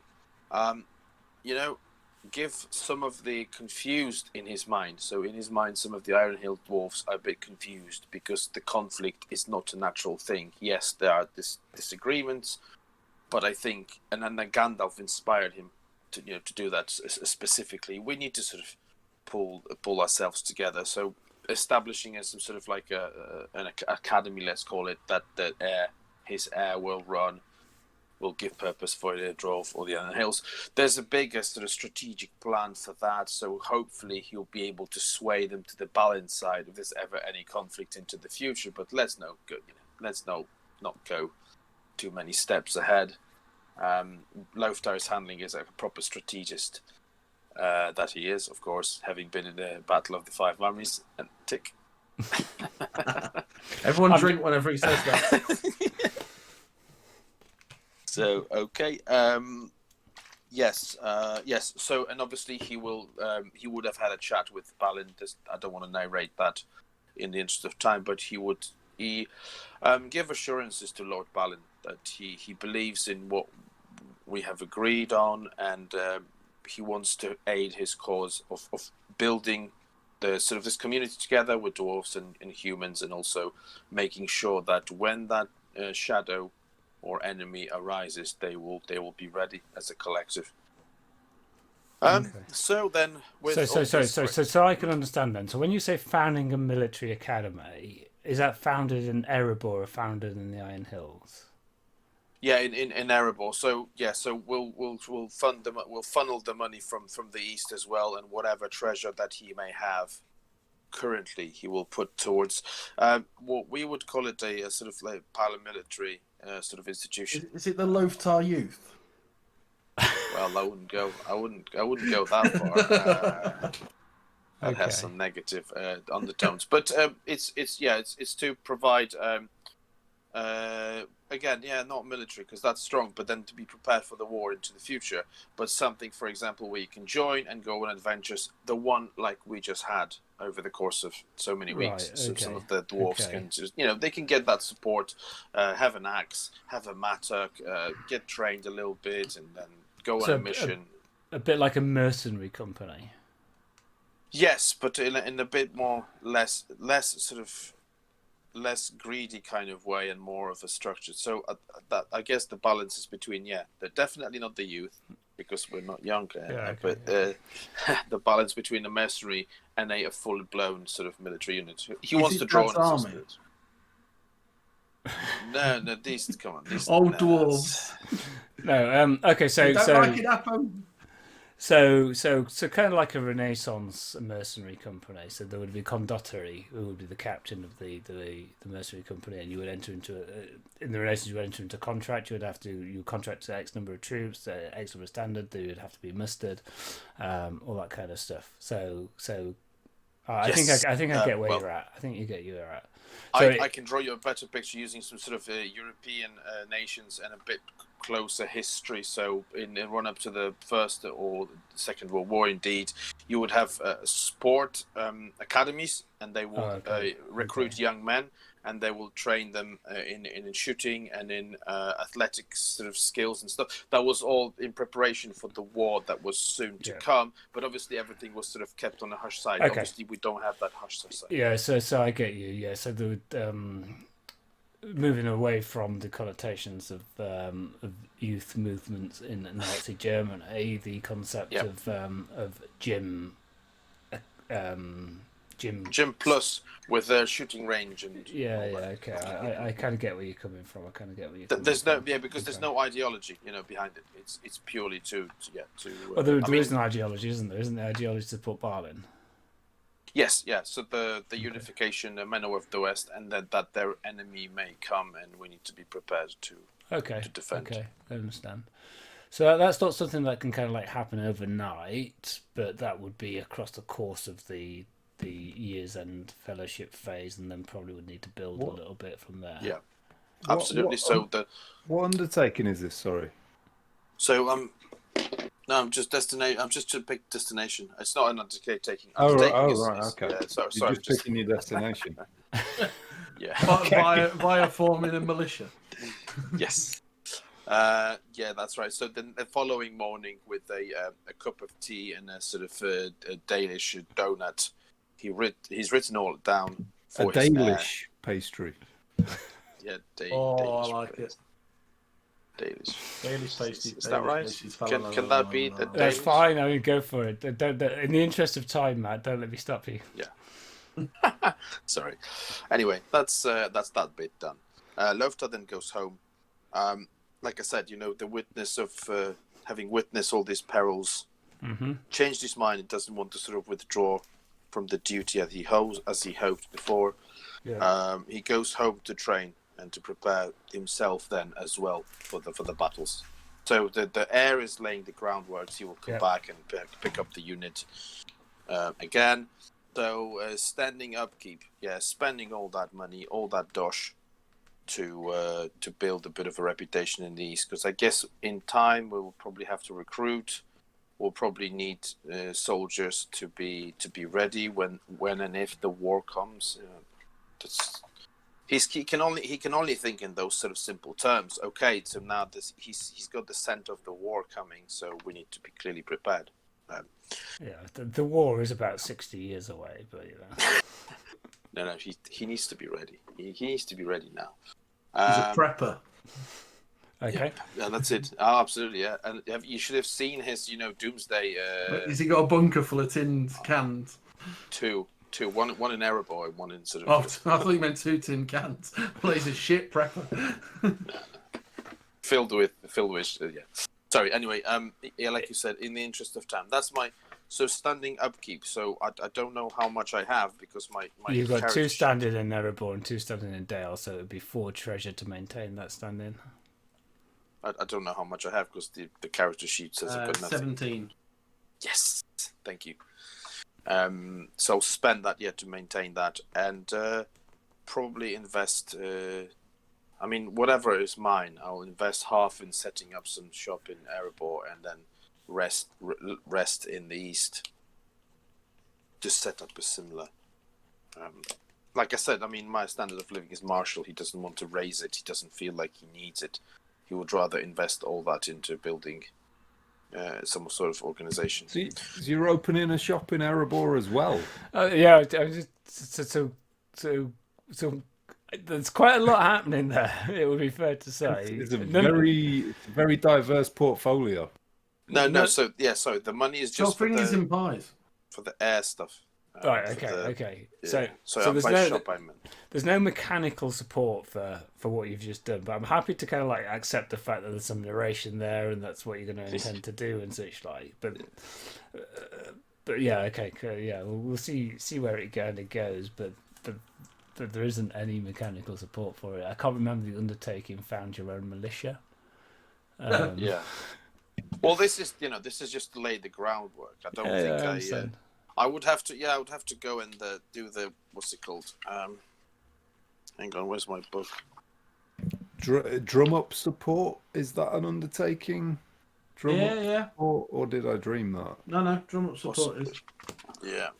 What's drum up support? It'd probably fall into that. You're right, if anything. Okay. But that would probably have to do it back in Erebor. So.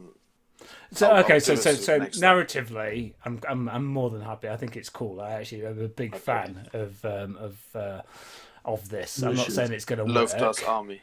I'm not saying that it's not without challenge, but it's complicating the game space and creating some narrative fun. So I'm a big fan of it. So you head back to Erebor. Yeah, and I'm by the way, I'm happy for you to shut it down. You can just swoop over the dragon and just. Oh no! There's no shutting down here. So moving on then. Okay, so he's going back training. I had some experience points, and being a clever sod that he is, he has spent that on increasing his wisdom to 4, and I have picked up a mastery as well. So I've got to pick up weapons mastery and resilience. So for 10 points, you get the bump up to 4 on wisdom, and then for another 10 points, which I have saved up in my mattress, I've got another skill. So just to say it again, so my weapon mastery is for Mattock.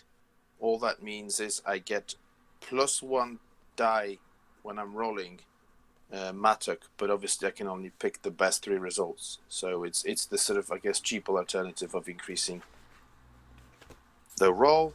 And the resilience means simply that my endurance goes up. So he trains quite hard and trying to, build up his stamina as well at the same time.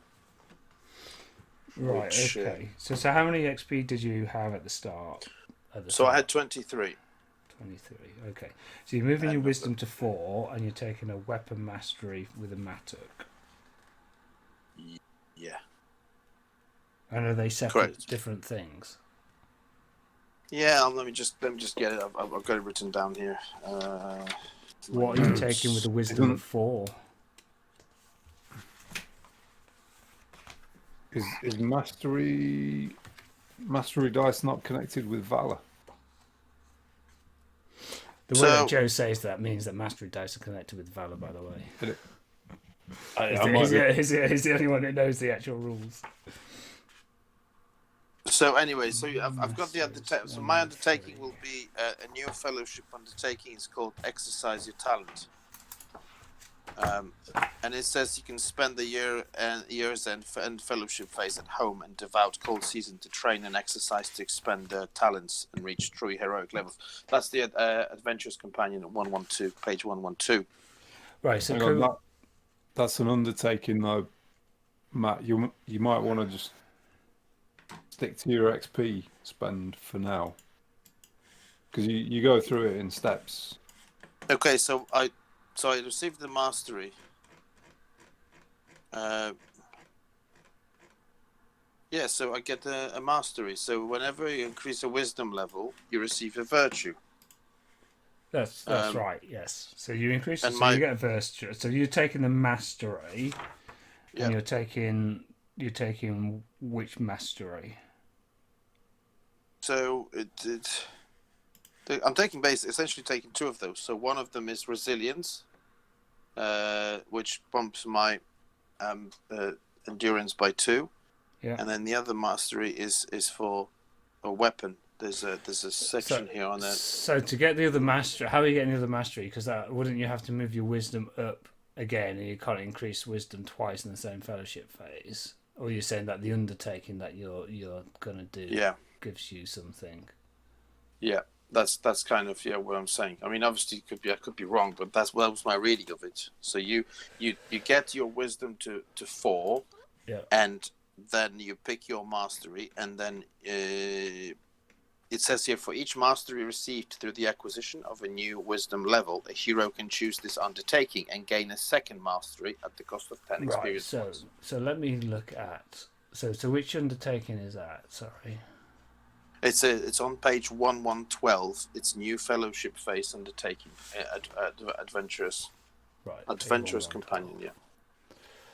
Right. So expanded mastery. So on page 1, the blah stuff happens. Great. Okay. So new fellowship and exercise your talent. Just to point of order, please. We get 2, right? 2 undertakings. You do. Is that right? Okay. Right. Okay. Cool. Good stuff. Right. So this is what's happening then. So you are spending your 10 experience points to move your wisdom to 4. From that, you're taking the resilience mastery. Yeah. Okay. Cool. So when we get to the undertaking stage, you're going to be using the fellowship undertaking from the Adventurous Companion Exercise Your Talent, which says that at year's end fellowship phase, you can develop your courses and trade exercise. For each mastery received through the acquisition of a new wisdom level, you can choose this undertaking to gain a second mastery at the cost of 10 experience points. And the second mastery that you're taking is it's called a weapons mastery, and that is found. Well, sorry, it's actually it's called skill mastery, and it can be common skill or a weapon skill. But it has to be a favored one, so you can only pick a favored skill. And where's that found? Sorry, Matt. That's a 114, just a page overleaf. Okay, 114.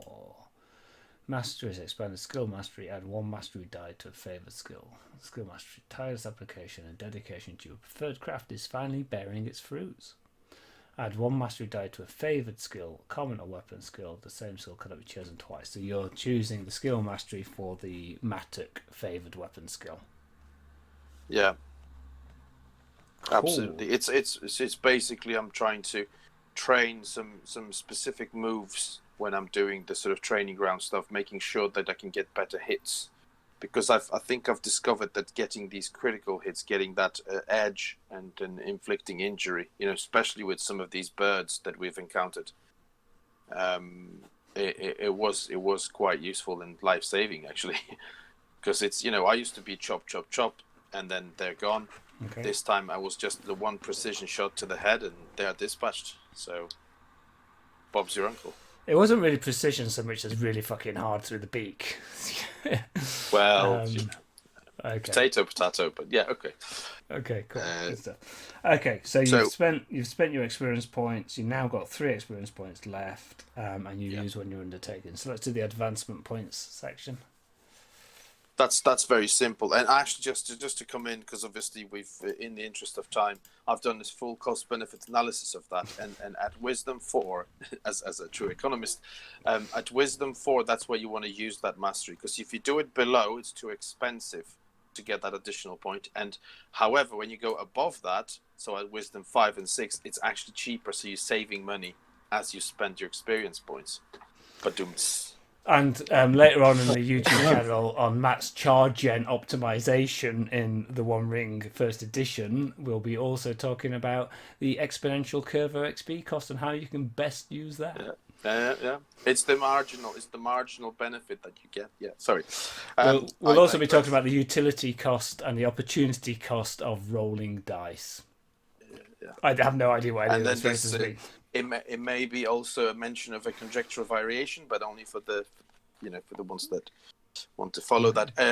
And Matt will be going through this book in the in the context of the One Ring.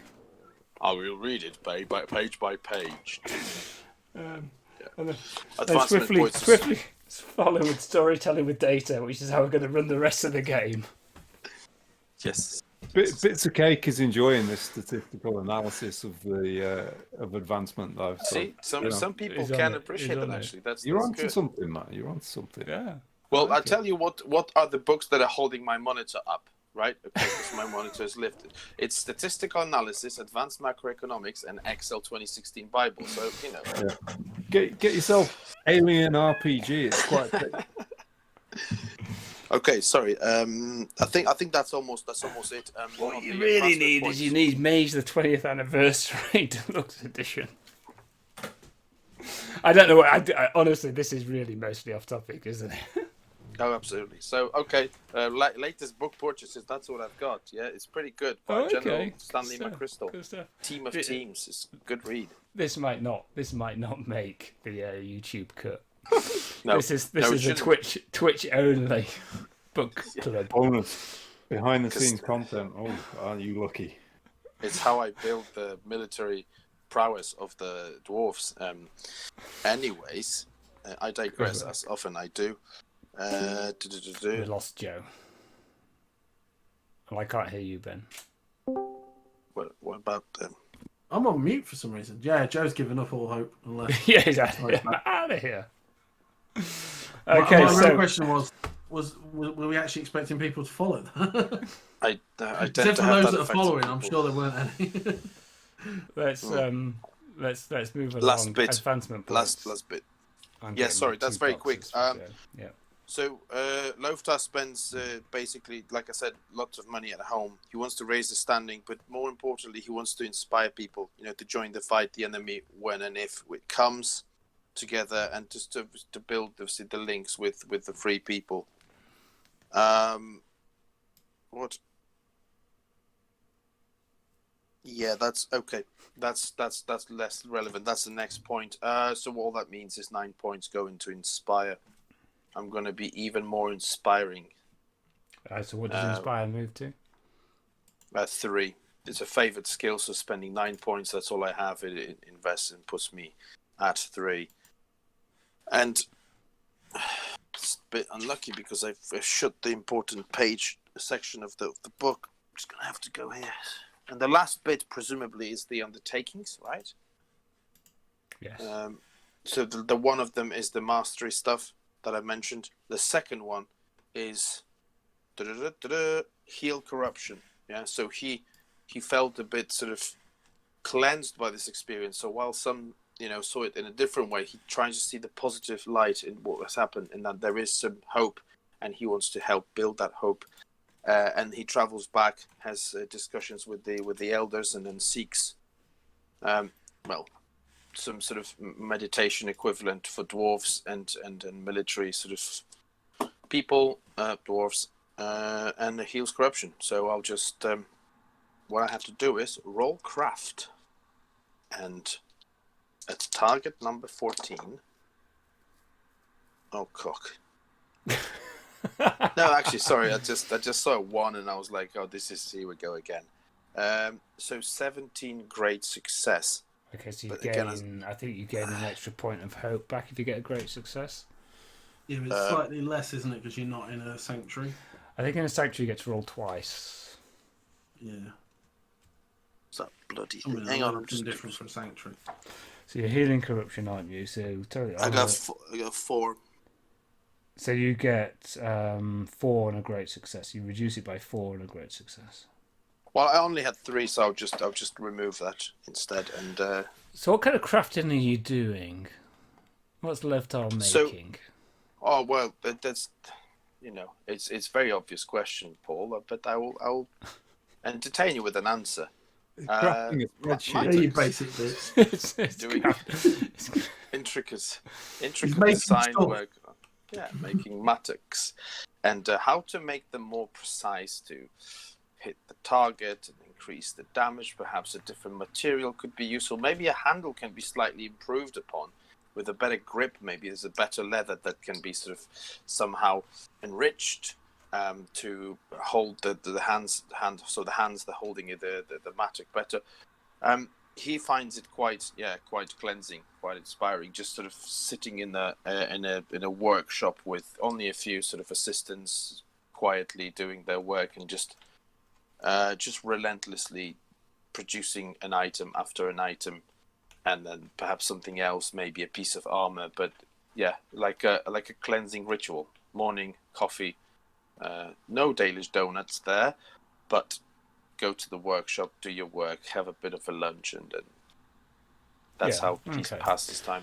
So the difficulty that Lothar has really in the workshops of the Iron Hills are that after a period of time, stories about how you were against sniping, who is deeply, deeply respected in the Iron Hills, kind of start to proliferate through.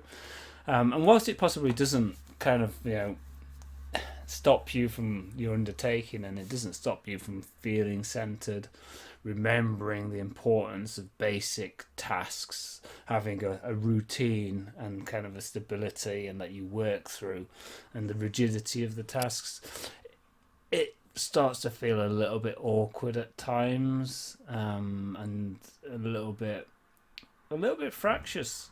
So to what extent kind of Lothar picks this up is hard to understand, but a little bit of what you're trying to establish in terms of unity is eroded a bit because of the respect for kniping and the understanding distorted stories are told about how you were part of essentially his downfall.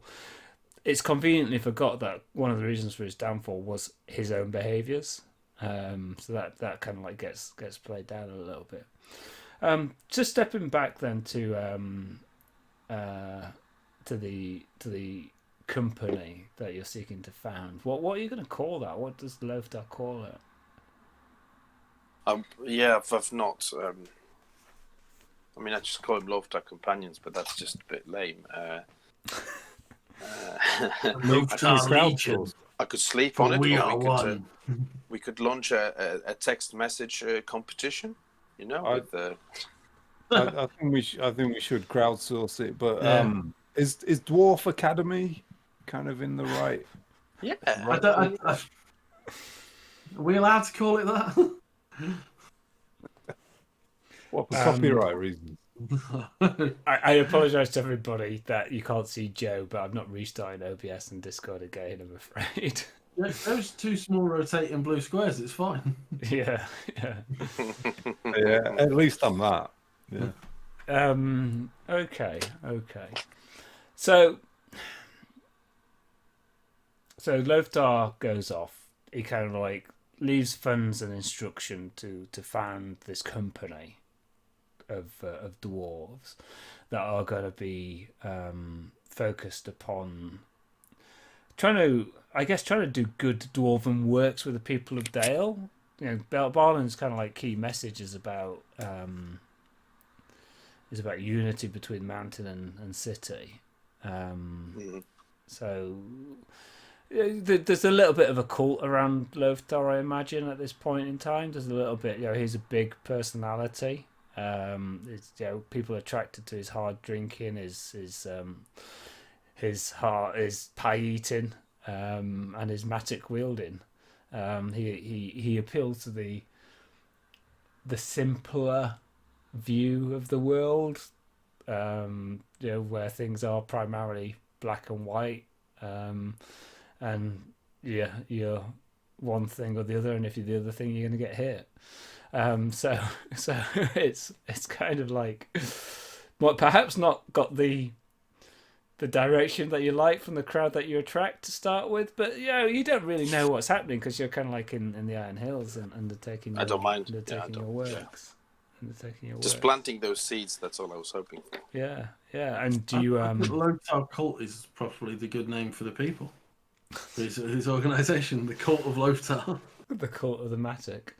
I think one of the things that Lothar, through his increase in wisdom, possibly learns is that he can't escape consequences.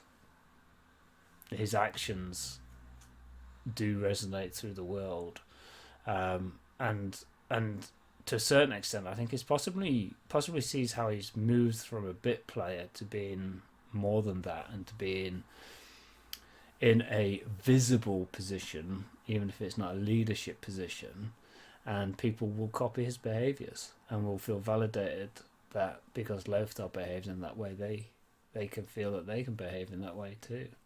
That comes with the increase in wisdom, and therefore a little bit more respect in terms of how Lothar may need to weigh his actions up, and that possibly feeds into the ability to inspire people as well, because you've got a greater handle on modelling behaviours and not just kind of being who you are, but trying to be a goal for people to aspire to, I guess. Good stuff. I like it. Sounds good. I like it a lot. So everybody, both Turk and Lothar will gain the benefit of an additional XP point from keeping within their characters. Certainly within their established characters in the game, definitely. Now I do agree with Joe getting one earlier. Good. I didn't quite realise the decision was held over until parity was established. I disagree with Ben and Matt getting one. I thought I was special. You're sat there on your point. A point of order, please. I've clearly been manipulated into feeling special. I feel me and Matt should get one as well for having stable internet connections. Oh, yes. I agree with that. I feel it's in keeping with Tolkien, with what Tolkien would have wanted. Broadband for all. It's in the interest of time. Yes, we didn't want to delay things, so. Okay, so that's a fellowship phase, and that's how you can make a fellowship phase last a full session. In the interest of time. In the interest of time. No, he didn't. To be fair, he didn't say in the interest of making it short. That's true. What was that? A 3-hour fellowship phase? It was a 3-hour fellowship phase. So what time is it now? It's like 11:15. So no, not quite a 3-hour fellowship phase. The video probably edited down will become a couple of hours, I would imagine. But that's it's worth saying we said we wanted to really kind of dwell on the fellowship phase and kind of give the characters that space and kind of take the pace of the campaign right now. Yeah, that's right. Yeah. Sometimes it can just be a mechanical thing that you have to do, and that we've been like messaging in advance of this to make sure that everyone's planned and thought about what they want to do in this phase. Yeah, I think it's important, and I think you can miss a key fun element of the game of just kind of sort of skipping this phase a bit too quickly by, like you say, just all right, I spend this on this on this next, right, let's go for the next adventuring phase. I think this is actually where you try to kind of like you say, show what they've learned over the last year of adventuring and why this has advanced and why this has changed, kind of thing. I think it's a big element of fun for me within the game anyway.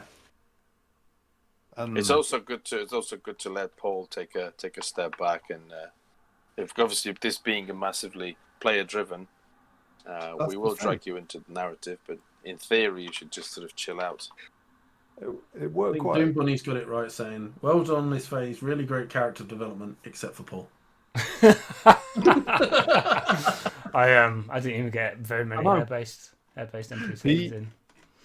You develop the character of Gandalf beyond, our introduction to him. Yeah, we've In the got like last a session. second visual of Gandalf now in our minds.